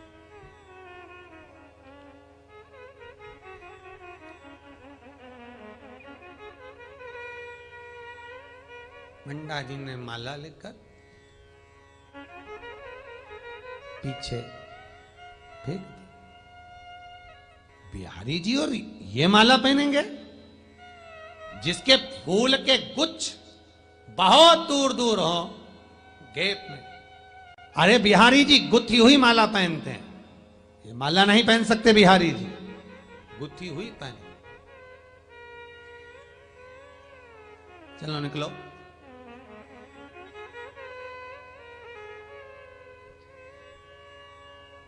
कन्या चली गई, नयन जल भर कर बिहारी जी का दर्शन कर।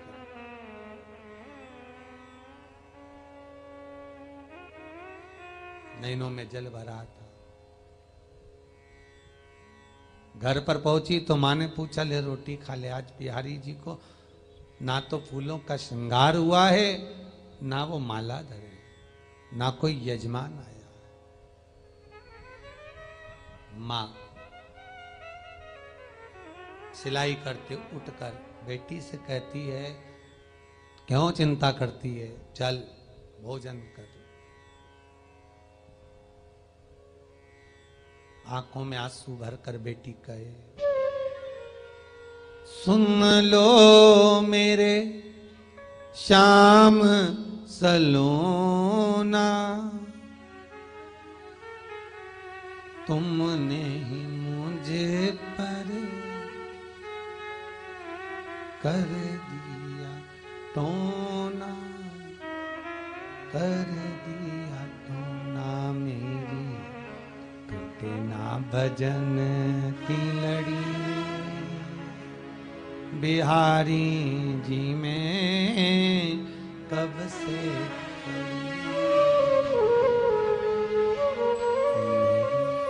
टूटे ना भजन की लड़ी, बिहारी जी में कब से तेरी अखियां हैं जादू भरी, बिहारी जी में कब से खड़ी, तुम सा ठाकुर और न पाया, तुमसे ही मैंने नेहा लड़ाया, नेहा लड़ाया, मेरी अखियां तुम्हीं से लड़ी, बिहारी जी में कब से खड़ी, तेरी अखियां हैं जादू भरी, बिहारी जी में कब से।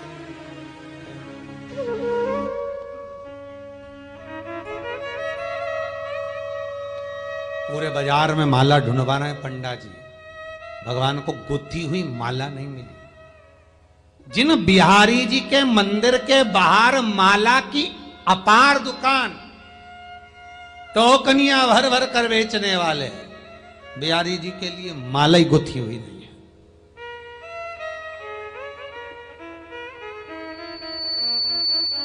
माला ही नहीं।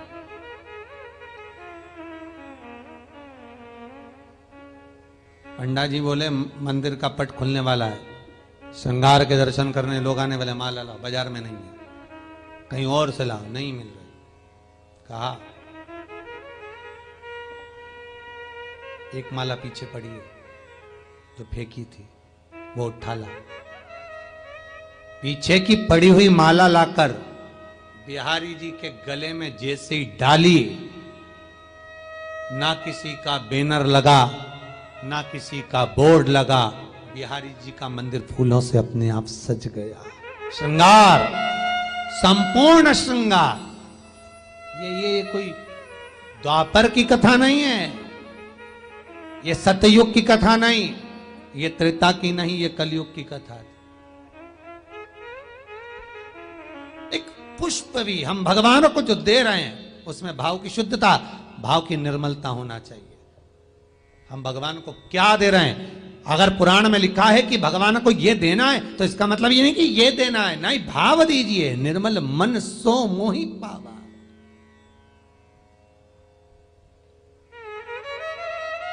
निर्मल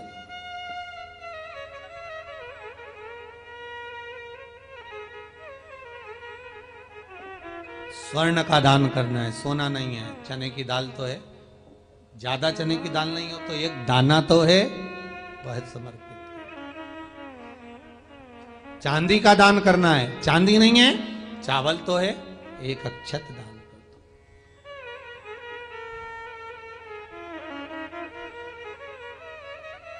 बस निर्मल जो मन होगा उसके बल पर भगवान मिलेगा।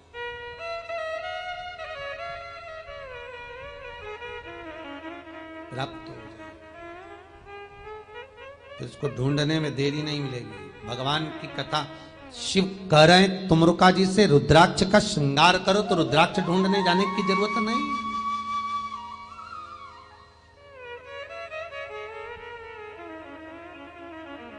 भगवान की सेवक बने कहां से? लिखा जितना सारा पुराण में, बस में चढ़ा दो, ये चढ़ा दो, कहां से लाए हम? भाव शुद्ध हो, भगवान मिलेगा। कहा रुद्राक्ष से मेरा श्रृंगार कर दो तुमरुका। कहते हैं तुमरुका जी जैसी चतुरता रखना। रुद्राक्ष भगवान से कहा प्रभु सेवा तो मैं कर दूंगा, आपका श्रृंगार भी रुद्राक्ष से कर दूंगा, मना नहीं है, पर मेरे पास रुद्राक्ष नहीं है, आप देव।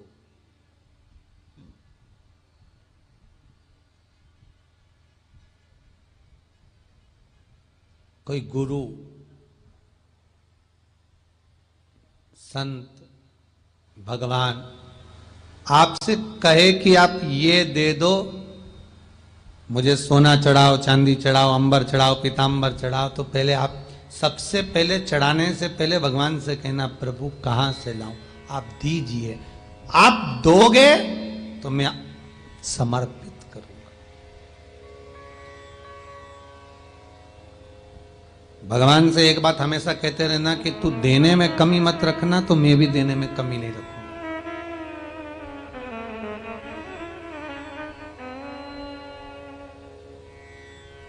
तुम देने में कमी मत रखना, मैं भी देने में कमी नहीं रखूंगा। आप दो और भगवान से कहना इतना देना कि मैं लुटाता रहूं, खत्म ना हो, इतना दे। दुनिया में बड़ी विचित्र बात है महाराज, भगवान जिसको धन देता है उसको मन नहीं देता, जिसको मन देता है उसको धन नहीं देता।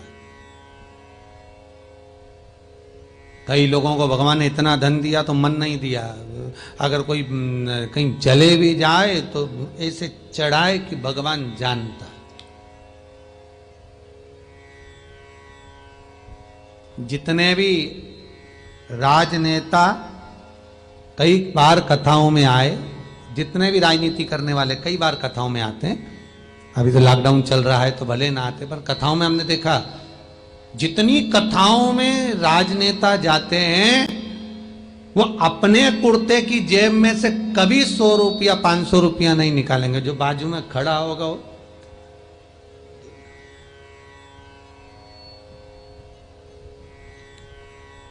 तो बाजू वाले से 100 रुपया लेंगे फिर, और माला ब्यास जी महाराज जो ब्यास पीठ पे बैठे रहेंगे, माला इनको पहनाएंगे। 100 रुपया बापड़े का चलेगा, बाजू वाले का। 500 रुपया बाजू वाला का गया, और माला किनको पहनाई? नेताजी को, मंत्री संतरी जो भी है उनको माला उनको मिली, 100 रुपया गया उनका।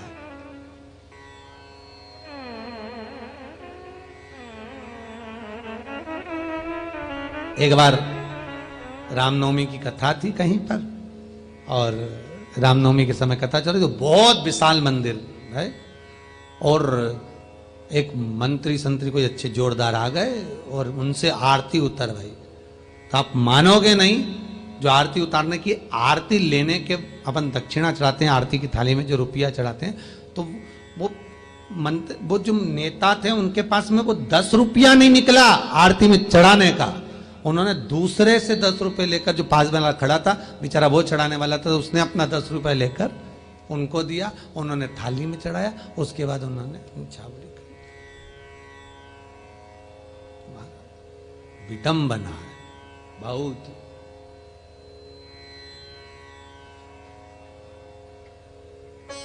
समर्पण, पुण्य, दान, स्मरण, तुमरुका जी से शब्द रखना अपने मुख पर, रुद्राक्ष की माला भोलेनाथ आप दीजिए, मैं श्रृंगार कर देता हूं। भगवान से कहना भगवान मुझे इतना देना कि मैं दोनों हाथों से खूब धर्म पुण्य सत्कर्म करता रहूं। भगवान जिसको धन देता है उसको मन नहीं देता, जिसको मन देता है उसको धन नहीं देता। तो भगवान से निवेदन करना आप दोगे, और ऐसा धन देना कि सत्कर्म में लगे।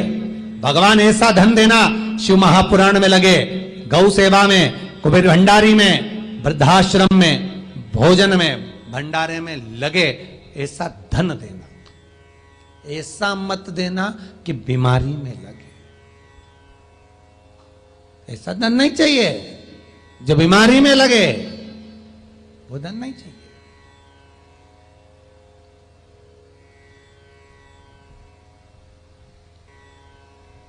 क्या करो ऐसे धन का कि वो धन आए और बीमारी में लगता जाए, रोग में लगता जाए? नहीं चाहिए ऐसा धन। प्रभु तुम रुका जी कह रहे हैं माला दीजिए, मैं अभी श्रृंगार कर दूं। शंकर प्रसन्न हो गए। ये दूसरी प्रसन्नता थी भगवान शंकर की। एक बार गणेश जी महाराज परिक्रमा करने गए, कार्तिक गए, गणेश जी ने माता पिता की परिक्रमा करी थी तो उसे प्रथम पद दिया था, प्रथम पद गणेश को दिया था, प्रथम पद गणेश जी को प्रदान किया था। और दूसरी प्रसन्नता तुमरुका जी के ऊपर शंकर भगवान की थी कि तूने मेरा ही रुद्राक्ष लेकर पानी में डालकर जो जल चढ़ाया और कह दिया ये आपका श्रृंगार हो गया रुद्राक्ष से, ये रुद्राक्ष से श्रृंगार हो गया। शंकर प्रसन्न हो गए। तुमरुका मैं वर देता हूं, आज शिवरात्रि का दिन तूने मेरे ही रुद्राक्ष का जल मेरे ऊपर चढ़ाया, मेरा श्रृंगार करा। जो शिवरात्रि के दिन तुमरुका तेरा नाम लेकर रुद्राक्ष का जल मुझ पर समर्पित करेगा, उसकी मनोकामना शिव पूर्ण करेगा। ये तुमरुका जी को वर प्रदान किया है शिव ने, शंकर ओघड़ी ने। मेरे शंभु, मेरे शंकर, मेरे त्रिकालदर्शी ने। मेरा आपसे निवेदन है, कुछ नहीं कर सकते। जो रुद्राक्ष आपके घर में विश्वास का फल है, वो आप ये मान लो असली है कि नकली, उससे छोड़ो। आप तो ये जानो कि रुद्राक्ष है। आप इस चक्कर में पड़ो ही मत कि असली है कि नकली। आप तो रुद्राक्ष रुद्राक्ष है। जिसने दिया उसका भी भला हो, नकली दिया हो असली दिया हो, भगवान उसका भी भला करना। जैसा मिला आप तो उसका जल शिव को समर्पित करो, विश्वास रखकर कि मैंने तो असली समझा है। बस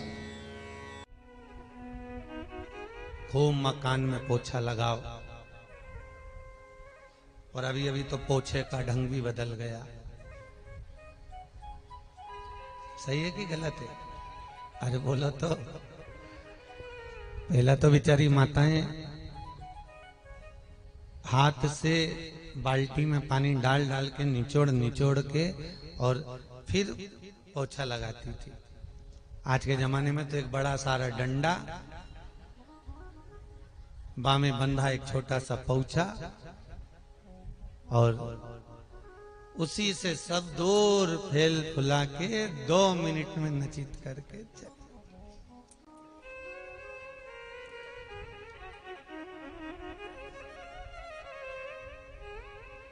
पहले घर में व्यवस्थाएं नहीं थी,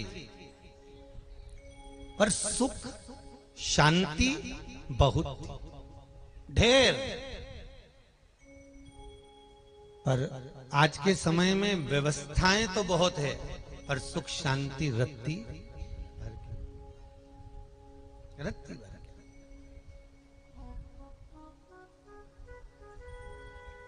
पहले के जमाने में लड़कियां सोचती थी सास कैसी मिलेगी। सही है कि गलत है? आज के जमाने में सास सोचती है जगदम्बा कैसी आएगी।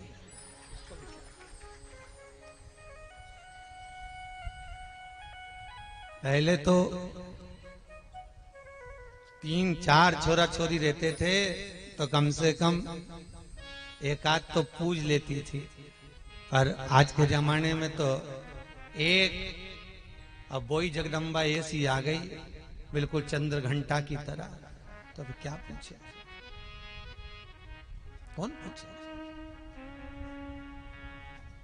छोड़ो। अब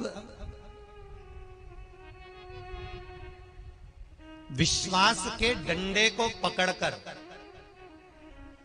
भक्ति के पोछे से, जैसे घर में एक डंडे में पोछा लगा रहता है और अब घर साफ करते हो, उसी तरह इस मन को साफ करने का पोछा है विश्वास के डंडे को पकड़ना है और भक्ति के पोछे से पूरे मन को साफ कर देना है, तब भगवान का प्रवेश हो जाए, तब भगवान मिल जाए।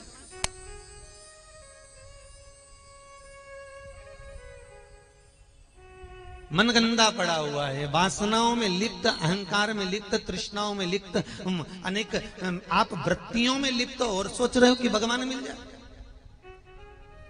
वो मिलेगा।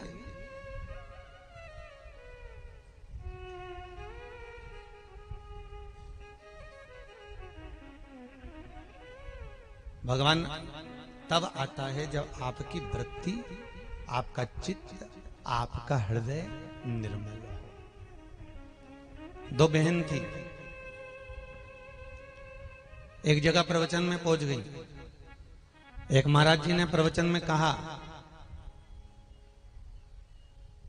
कि भगवान लड्डू गोपाल का जीवन में एक बार दर्शन करना चाहिए।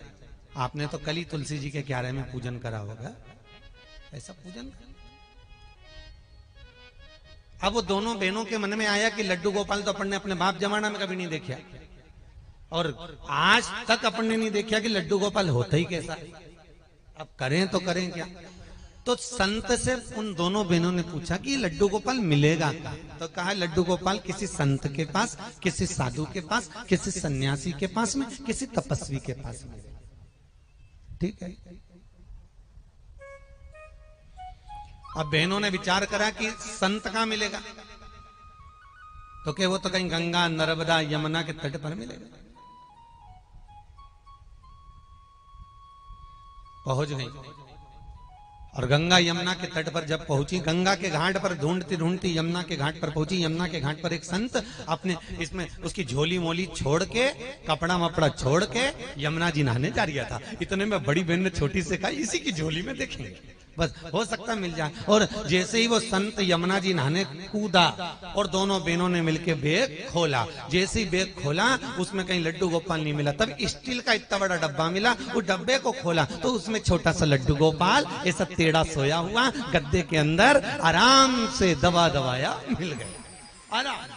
अब जैसे लड्डू गोपाल दबा दबाया मिला, इतने में बड़ी बहन ने छोटी बहन से कहा देख तो सरी बप्पा पीड़े संत को बताओ तो सरी, बेचारा भगवान के कैसा कूच के धरा।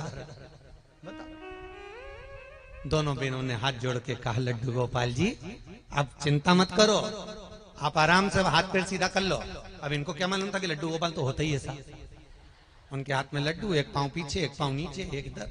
अब उनको क्या मालूम, वो तो सोचे कि बेचारा दब गया, अकड़ गया। अब तुम हाथ पैर सीधा कर लो।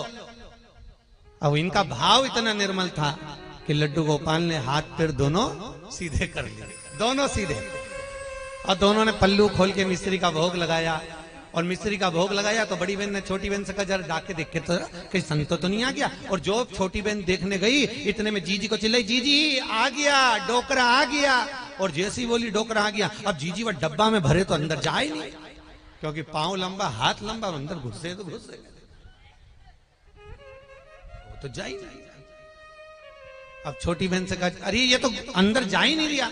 इतने में दोनों बहनों ने हाथ जोड़कर कहा बाबा अरे लड्डू गोपाल जी आपसे हाथ जोड़ के विनती है, अरे वो संत आएगा गालियां देगा, तुमसे निवेदन करूं तुम तो जैसे डब्बे में फंसे थे वैसे फंस जाओ, बस इतना सा निवेदन है। अब इतने में भगवान वापस हाथ पैर छोटे कर लिया और छोटे करके डब्बे में वापस बंद हो गए। अब विचार करिए, संत जिंदगी भर पूजन करता रहा, संत जिंदगी भर भजन करता रहा, पर उसको भगवान नहीं मिला। और वो दोनों जो भगवान को जानती तक नहीं थी, केवल भाव शुद्ध था, निर्मल मन था और भगवान उसको मिल गया। आपका मन जितना पवित्र होगा, आपका मन जितना निर्मल होगा, भगवान उतनी जल्दी प्राप्त होगा, उतनी जल्दी।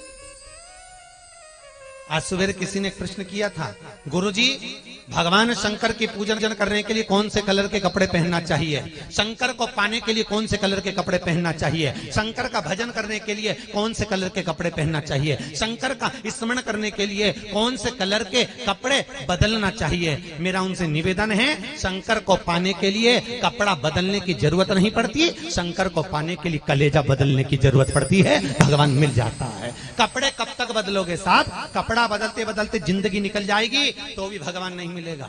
मिलेगा क्या? एक बार एक बार वो रावण ने संत के चोले को बदनाम करा है।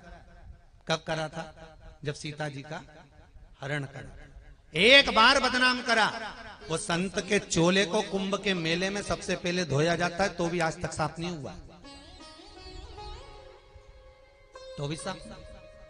कपड़ा बदलने से परमात्मा की प्राप्ति नहीं हो सकती, कपड़े बदलने से भगवान नहीं मिल सकता। तुम चाहो जिसका कपड़ा पहन लो, तुम चाहो जैसा वस्त्र धारण कर लो।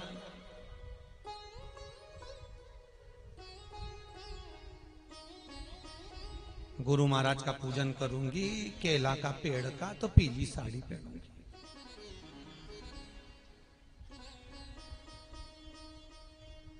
लक्ष्मी जी का पूजन करूंगी तो लाल कलर की पहनूंगी। तो संतोषी माता का करे तो शांति धरे, तो लगे। तो क्या मतलब? मौन, चुप्पी,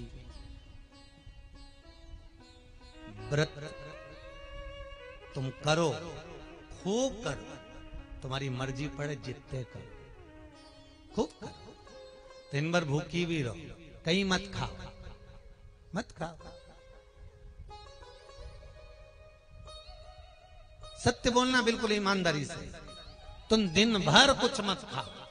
तुम 16 सोमवार करो, संकट सोमवार करो, तुम्हारी मर्जी पड़े, जो व्रत करो। पर जिस दिन तुम्हारा व्रत रहे और उस दिन तुम्हारे मुंह से अपशब्द निकल गया, तो सत्य बोलना, क्या व्रत तुमको लगेगा? अरे बोलो तो। वो विक्रम बेताल की कथा याद रखो। तू बोला, हर व्रत में बस विक्रम बेताल को याद रखना कि तुम्हारे बोलने पर, जिस दिन तुम्हारा व्रत हो, जिस दिन तुम व्रत कर रहे हो और तुम्हारे मुख से यदि कोई अपशब्द निकल गया, तुम्हारे मुख से किसी के लिए आड़ा टेढ़ा निकल गया, तुम्हारे मुख से किसी के लिए निंदा निकल गई, तुम्हारे मुख से किसी लिए के ताना निकल गया, तो तुम्हारा करा हुआ सारा व्रत समाप्त है। उस व्रत की कोई परिभाषा नहीं, उस व्रत की कोई महत्व नहीं।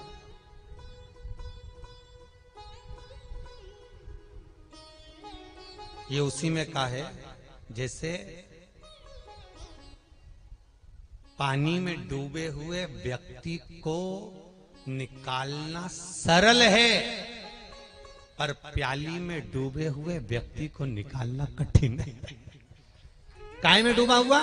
एक बार पानी में अगर डूब कर गया है, पानी में डूब रहा है, उसको निकालना सरल प्रसंग है, बहुत सहज है, उसको निकाला जा सकता है। और जो दिन रात 24 घंटे प्याली में डूबा हुआ है, समझ गए, उसको निकालना कठिन,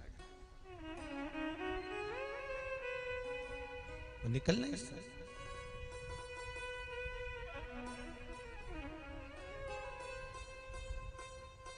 मनुष्य की देह मिली है, मानव का शरीर मिला है, ना जाने कितना मांग तुम के तो भगवान से लेकर आया था। भगवान एक बार जन्म दे दो, इतना भजन करूंगा, इतना भजन करूंगा। भगवान भी ऊपर सोच के बैठा। एक बार लक्ष्मी जी ने भगवान विष्णु से कहा, ये तुमने अलग अलग डिजाइन का पैदा करा है, एक का भी मुंडा एक से नहीं मिले। सबको एक जैसा, जैसे वो मूर्ति बनाने वाले नहीं होते जो देवी जी की, लक्ष्मी जी की, वो शेर की, कुत्ता की, न जाने काय काय की मूर्ति बनावे, तो एक जैसा छापा बनाए, एक जैसी मूर्ति निकालता जाए। तो भगवान से लक्ष्मी जी बोली, क्या करते हो तुम ये दिन भर? तो भगवान बोले, मनुष्य को बनाने में, तो मनुष्य को बनाने में की जरूरत क्या है? एक सांचा बना लो, एक जैसा घाड़ के निकाल लो। भगवान विष्णु बोले, लक्ष्मी तो बिल्कुल सत्य कह रही है, मेरा खुद मन करता है कि एक सांचा बनाया जाए और उसके जैसा ही संसार में पैदा करा जाए। तो फिर बनाते क्यों नहीं हो? भगवान नारायण ने कहा, लक्ष्मी बस सांचा बनाने के चक्कर में तो ये करोड़ों हो गए, वो सांचा ही नहीं मिल रहा कि जिसके जैसी दूसरी बना दो। सांचा ही नहीं। हर बार प्रयास करता हूं कि अब की बार जिसको जन्म दिया है वो भगवान की भक्ति में रमा रहेगा, इसको जन्म दिया है ये परमात्मा के स्मरण में रमा रहेगा, इसको जन्म दिया है ये भगवान की भक्ति करेगा, तो इसके जैसा मैं दूसरा जन्म दे दूंगा, इसके जैसा मैं दूसरा पैदा कर दूंगा। पर करूं क्या? हर बार मैं इसको जन्म देता हूं, पर हर बार बिगड़ जाता। इंतजार में लगा रहता है कि बचपन जाएगा, अभी खेलने की उम्र है, जवानी आएगी, फिर कमाने की उम्र है, बुढ़ापा आएगा तब राम गुण गाया जाए, तब भगवान का भजन करा जाए।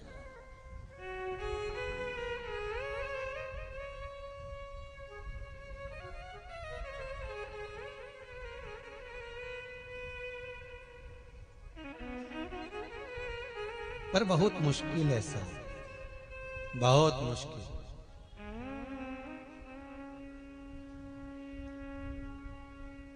कथा कर रही है, जिस अवस्था में आप चल रहे हो, जिस अवस्था में चल रहे हो, वो अवस्था आपकी अच्छी है। सवेरे एक माता जी कह रही थी, गुरु जी महाराज तो बुढ़ापा आ गया। तो मैंने कहा माता जी सबसे अच्छा, इससे बढ़कर जोरदार कुछ नहीं है। वो तो दुनिया के लोगों ने बदनाम कर दिया बुढ़ापे को, कि बुढ़ापे में ऐसा हो, बुढ़ापे में वैसा हो। पर दुनिया का सबसे बड़ा त्याग, दुनिया का सबसे बड़ा सुख कपिल जी महाराज ने, श्रीमद् भागवत कथा में आपने सुना होगा, कपिल गीता सुनिए। कपिल गीता, कपिल गीता में कपिल जी महाराज अपनी माता देवहूति को ज्ञान प्रदान करते हैं और कहते हैं, मां, कौन कहता है कि बुढ़ापा बुरा होता है? बुढ़ापे में नेत्रों से दिखना बंद हो जाता है, क्योंकि भगवान कहते हैं कि मरने से पहले तेरी मैंने आंखें छीन ली कि तू संसार को मत देख, अब अपने भीतर झांक कर देख। इसलिए मैंने आंखों को छीन लिया, मैंने नेत्रों को छीन लिया। श्रीमद् भागवत में ब्राह्मणों ने आपको बताया होगा, गुरुजन ने बताया होगा कि बुढ़ापा आता है तो कानों से सुनना बंद हो जाता है। क्यों? तो कपिल जी महाराज कपिल गीता में कह रहे हैं, माँ, हे माता देवहूति, भगवान मरते समय बुढ़ापे की अवस्था में कानों को इसलिए छीनता है, वाणी को इसलिए छीनता है कि तुम बुढ़ापे में किसी का मत सुनो, केवल अगर मन में जो तुमने स्मरण किया है बस उसी मन की सुनिए। और बुढ़ापे में सारे दांत इसलिए निकल जाते हैं क्योंकि ये कठोरता का प्रतीक है। अभी तक तुम्हारी जिंदगी में तुमने दुनिया को खूब काटा, अब ये छोड़ दो, अब जिभ्या दी है उससे भगवान का भजन। पांव से चला नहीं जाता, हाथों से काम नहीं सरता, कमर भी झुकी क्या मत। मेरा फिर आपसे निवेदन है, जब तक शरीर साथ दे तब तक खूब तीर्थ जाओ, जब तक शरीर साथ दे तब तक खूब शिव महापुराण की कथा में जाओ, और जिस दिन शरीर साथ देना बंद कर दे उस दिन घर को तीर्थ बना लो। फिर पड़ोसन की यहां भी मत जाओ, मत जाओ, बिल्कुल मत जाओ। शरीर ही साथ नहीं दे तो कहीं करे जाके। और बीमार पड़ी और मालूम पड़े पड़ोसन जा रही थी बद्रीनाथ और के मारे भी ले चल, अब मालूम पड़े थोड़ी दूर तक तो चली ने, बीमार पड़ी गई ने बेचारी, वो 4, 6, 8 जो साथ में गई थी उनका भी बद्रीनाथ छूट गया, उनके लेके वापस राजगढ़ आई। कई करे ऐसे।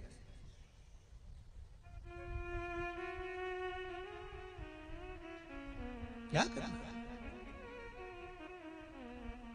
बुढ़ापा भी श्रेष्ठ है, और बुढ़ापा श्रेष्ठ कब है? जब भगवान का भजन। बुढ़ापा श्रेष्ठ कब है? जब भगवत नाम का स्मरण हो, भगवत कीर्तन, भगवत नाम का जाप, भगवत नाम का स्मरण हो।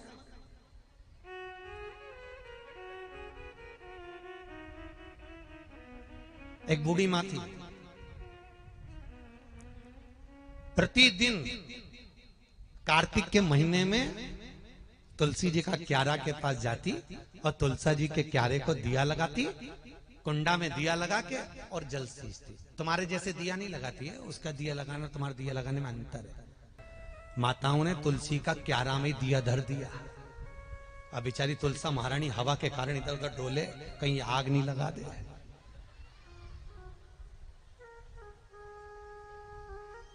ईमानदारी से बोलना, दिया तुलसी के क्यारे के बाहर लगाना चाहिए कि तुलसी के क्यारे के अंदर लगाना चाहिए? अरे जम के तो बोलो बात।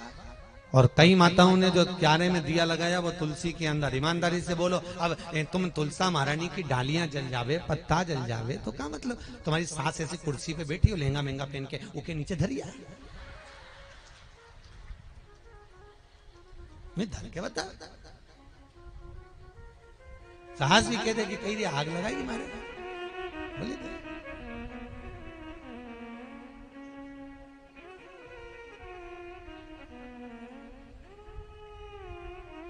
सेवा करो, भगवान की खूब पूजन करो, तुम्हारा मन पड़े भजन करो, पर दिखावा मत करो। शंकर जी के मंदिर में जाए, शंकर जी को लोटा भर के पानी चढ़ाए और मालूम पड़े लड्डू पेड़ा ले जाके शंकर जी के शिवलिंग पे चिपका के जाए। अच्छा ईमानदारी से बोलो, तू तो चिपका के चली जाएगी, उन्हें चीटा भराएगा तो, और चीटी भराए तो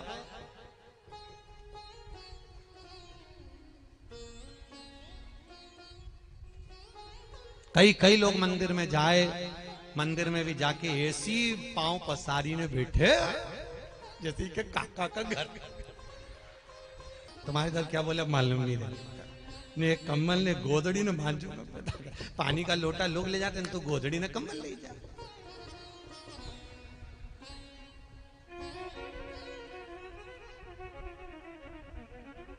ए भाई, अब बूढ़ी माँ रोज तुलसी मैया के सामने जाए और तुलसी मैया को जल सींच के रोज विनती करे, हे तुलसी माता सत की दाता, मैं तेरा क्यारा सींचती हूँ, मुझे बहू दे, पीतांबर की धोती दे, मीठा मीठा घास दे, बैकुंठ का वास दे, चटकन की चाल दे, मटकन सी मोत दे, चंदन का काठ दे, रानी सा ठाठ दे, भात का भोजन दे, ग्यारस की मोत दे, कृष्ण का कंधा दे, हे ग्यारस माँ, हे तुलसी माँ, जो मांगू सब दे। अब रोज एक ही बात बोले वो, तुलसी जी का जल सींचे और रोज चालू हो जाए, हे तुलसी माता सत की दाता, मैं तेरा क्यारा सींचती हूँ, मुझे बहू दे, पीतांबर दे, अंबर दे, रानी सा ठाट दे, सब कुछ बोले। और आखिरी में जो बोले तो वो एक शब्द बोले कि कृष्ण का कंधा दे, अंतिम समय। और रोज वो तुलसी में जल डाले और तुलसी मैया सूख जाए। अब तुलसी जी जैसी सूखी तो भगवान लड्डू गोपाल ने, ठाकुर जी ने, कृष्ण ने जाकर पूछा, क्यों री तुलसा महारानी, वो बूढ़ी अम्मा जल सींच के जाती है, तू सूखती क्यों है? तो तुलसी जी बोली, कन्हैया क्या बताऊं, मैं उसको मीठा भात दे दूंगी, बैकुंठ का वास दे दूंगी, चमकती चाल दे दूंगी, मटकती मौत दे दूंगी, मैं सब कुछ दे दूंगी, पर ये कृष्ण का कंधा कहां से दूंगी? तो इतने में कन्हैया बोले, हरिओ तुलसा, तो बिल्कुल चिंता मत कर, जो कार्तिक के महीने में तेरे कुंडे में जल सींचेगा, ये कृष्ण उसके मरने पर कंधा देकर आएगा। ये कृष्ण, मैं स्वयं आऊंगा, क्यों चिंता कर? कन्हैया दौड़ कर आते हैं। कोई सहजता नहीं है महाराज।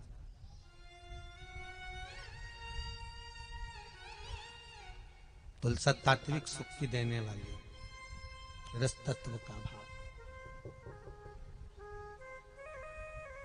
भगवत भजन की सिद्धता का आनंद देने वाली। आप खूब भजन करो, पूजन करो, स्मरण करो, दान करो, पुण्य करो, सत्कर्म करो, पर निवेदन केवल इतना सा है कि उसमें कहीं हमारा प्रपंच ना हो, उसमें कहीं हमारा ढोंग ना हो। हम सहज भाव से करें। निर्मल मन सो मोहि पावा, मोहि छल छिद्र कपट ना भावा। सहजता से, और जितनी सहजता से आप भगवान को रिझा सकते हो, भगवान मिलता है, भगवान मिलेगा। दुर्योधन के मेवा त्यागे, साग विदुर घर खाई, सबसे ऊंची प्रेम सगाई। सब कुछ सुनिए विदुर जी की कथा। भगवान विदुर जी महाराज अपनी पत्नी विदुरानी से रोज कहते थे, भगवान आएंगे, भगवान आएंगे, भगवान आएंगे, रोज कहते। आज कृष्ण विदुरानी के घर पहुंच गए, विदुर जी नहीं थे। विदुरानी बड़ी चतुर थी। विदुर जी ने कहा था कि भगवान आएंगे, तो वो एक घर में केवल एक पलंग थी, केवल एक पलंग। ये आज के जमाने में तो प्लाई की लकड़ी की ऐसी पलंग, पहले तो लकड़ी की पाटी होती थी, उस पे रस्सी, उस पे निमाण लगी होती थी, केवल एक पलंग। और पलंग एक थी। विद्रानी ने सोचा कि यह पलंग की रस्सी को ऊंदरा ने काट दिया है, चूहे कतर दिया, हो जाता है। आप लोगों ने देखा होगा पहले जो सोफा चलता था तो उस सोफे में पटियां नहीं लगता था, ऐसी बद्दियां लगी होती थी। एक जजमान के हम गए और वहां सोफा तो था पर वो बद्दी नहीं थी जो लगना थी। अब उन्होंने क्या करा था, उसमें एक स्टूल फंसा दिया था। अब सोफा नीचा था, स्टूल ऊंचा था, तो हो जाता है।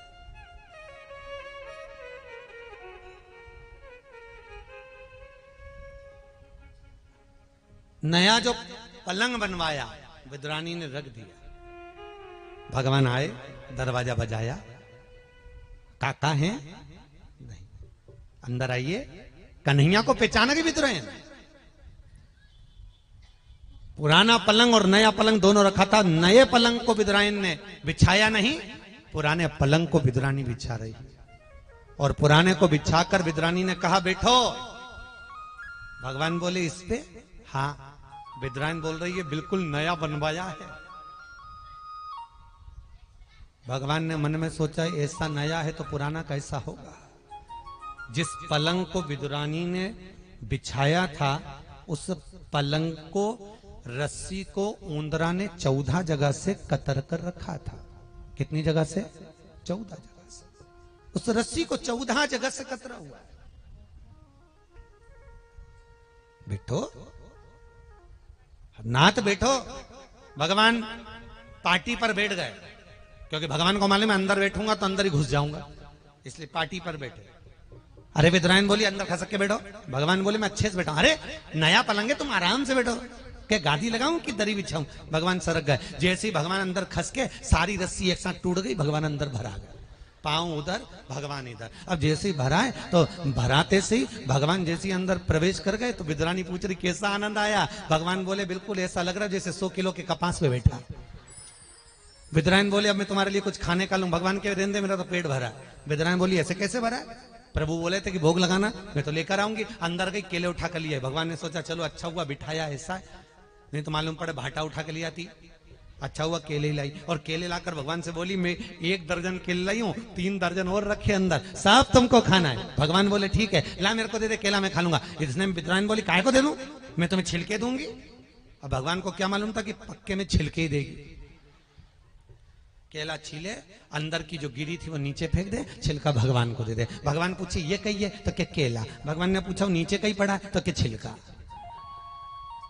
छिलके देती जाए और भगवान खाते जाएं। 1 दर्जन केले के छिलके भगवान खा गए। दूसरे दर्जन फिर लेकर आई, जंघा पर छिलकों को छील छील के रख दिया।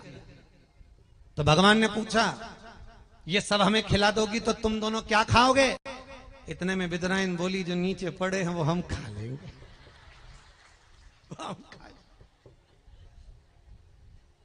विदुर जी ने आकर जगाया, विदुरायन तुमने भगवान को छिलके खिला दिए, भगवान को छिलके। विदुरायन अब केले दे रही है तो भगवान नहीं पा रहे। छिलके में जो स्वाद होता है वो स्वाद गिरी में नहीं आ सकता है। क्यों? क्योंकि वो प्रसाद है, प्रसाद। भंडारे की कद्दू की सब्जी, अन्नकूट की राम भाजी तुम घर में 50 बार बना लेना तो भी स्वाद नहीं आएगा, पर जो भगवान के सामने लग गया उसमें स्वाद बढ़ गया। भगवान पाया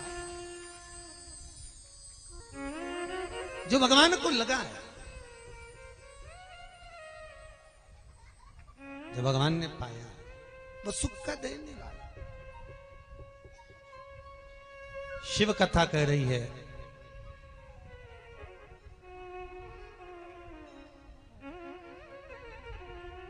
सती माता जो जलकर भस्म हुई थी,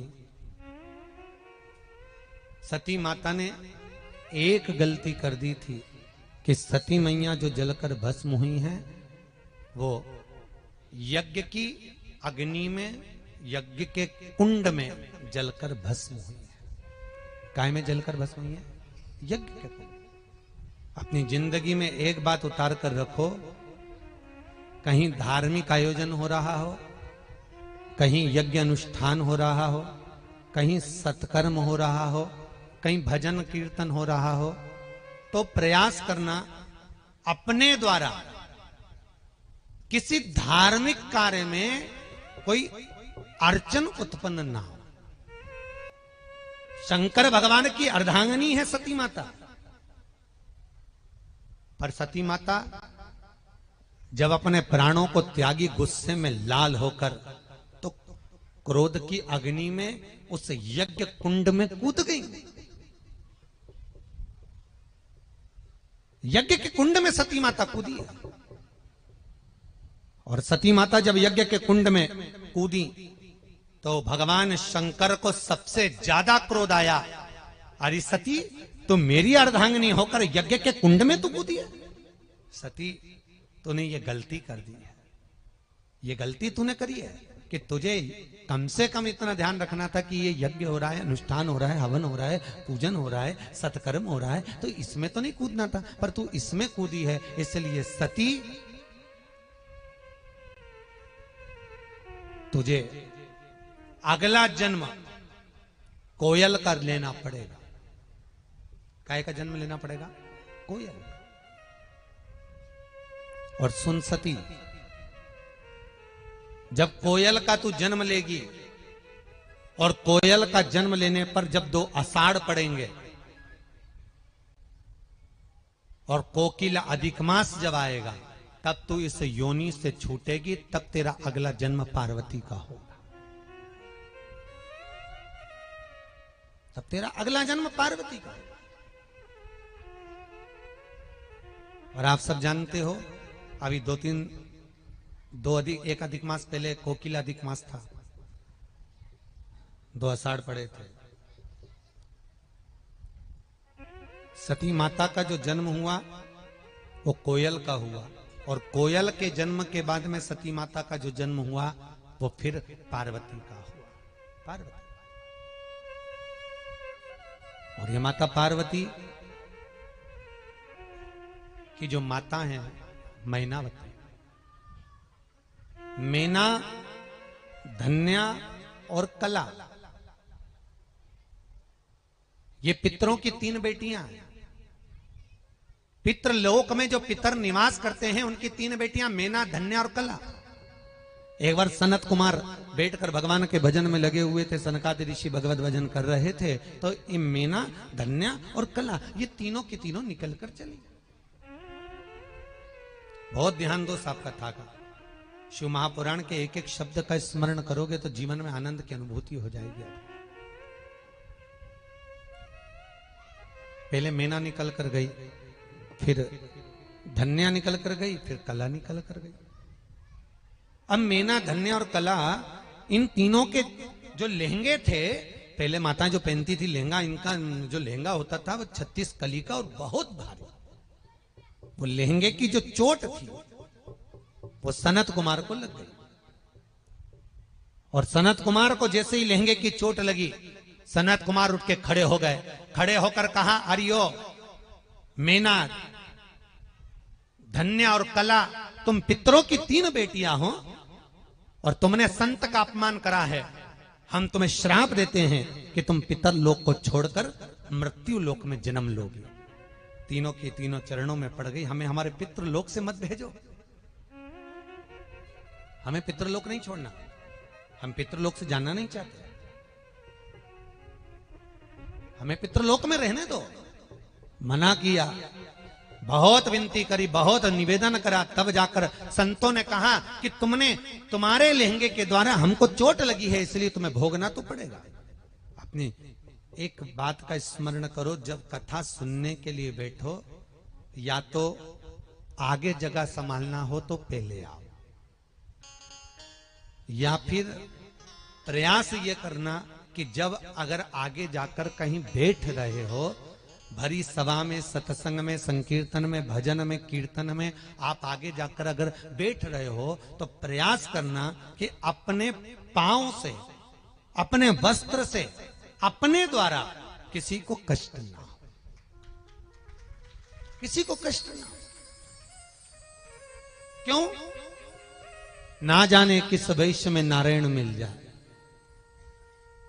कितना सुंदर कहा है, हजारों हजार तीर्थ, हजारों हजार तीर्थ, लाखों तीर्थ और हजारों हजार तीर्थ भारत की इस भूमि पर है कि नहीं? हजारों हजार नदियां, लाखों नदियां इस भारत की भूमि पर बह रही हैं। ना जाने कितने कुंड, ना जाने कितने सरोवर, कितनी नदियां, कितने तालाब इस भारत की भूमि पर हैं। ईमानदारी से बोलना राजगढ़ वाली जीजियों, भैयाओं, सारी नदियों में, सारे तीर्थों में, सारे तालाब में आप स्नान करिए है? अरे बोलो तो नहीं। तो किसी ने वेदव्यास जी से पूछा कि इतनी सारी नदियों में, इतने सारे तालाब में, इतने सारे कुंडों में अगर हम स्नान नहीं करें तो फिर करें क्या?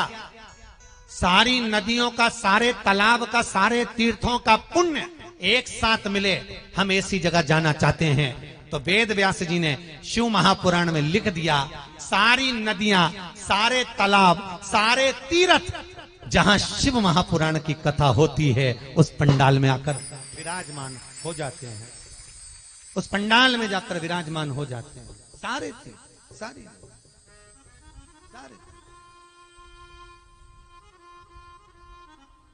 उस तीर्थ, जितने भी तीर्थ हैं, जितने भी आनंद तालाब हो, रसोताल हो, ये सारे शिव महापुराण के पंडाल में आकर विराजमान हो जाते सारे सब। और जब सब एक जगह पर आकर विराजमान हो गए तो फिर आपको कहीं जाने की जरूरत ही नहीं।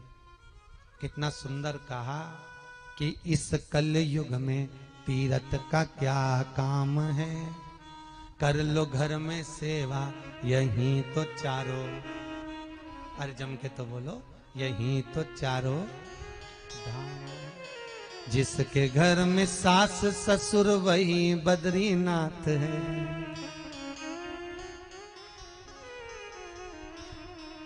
जिसके घर में सास ससुर वही बद्रीनाथ है, कर लो उनकी सेवा वही तो चारों धाम है। इस कल युग में तीर्थ का क्या काम, जिसके घर में जेठ जेठानी वही द्वारका नाथ है, कर लो इनकी सेवा यही तो चारों।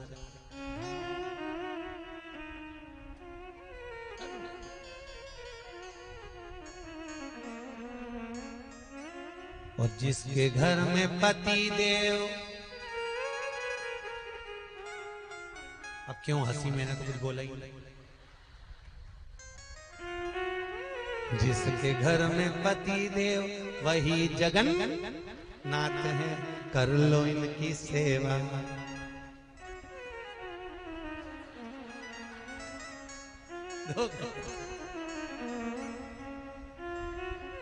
वही तो चारों धाम। पर इससे भी बड़ी एक और बात इस भजन की बहुत सुंदर है, शायद आपको भी अच्छी लगेगी, मुझे भी अच्छी लगी, कि जिसके घर में सुलक्षण नारी वही घर धाम है, और जिसके घर में चंद्र घंटा, कौन सा था? सुबह से उठे और धाड़े तो क्या मतलब की हुआ, कोई धाम हो? सारा धाम वही है जहां पर प्रेम, स्नेह, करुणा,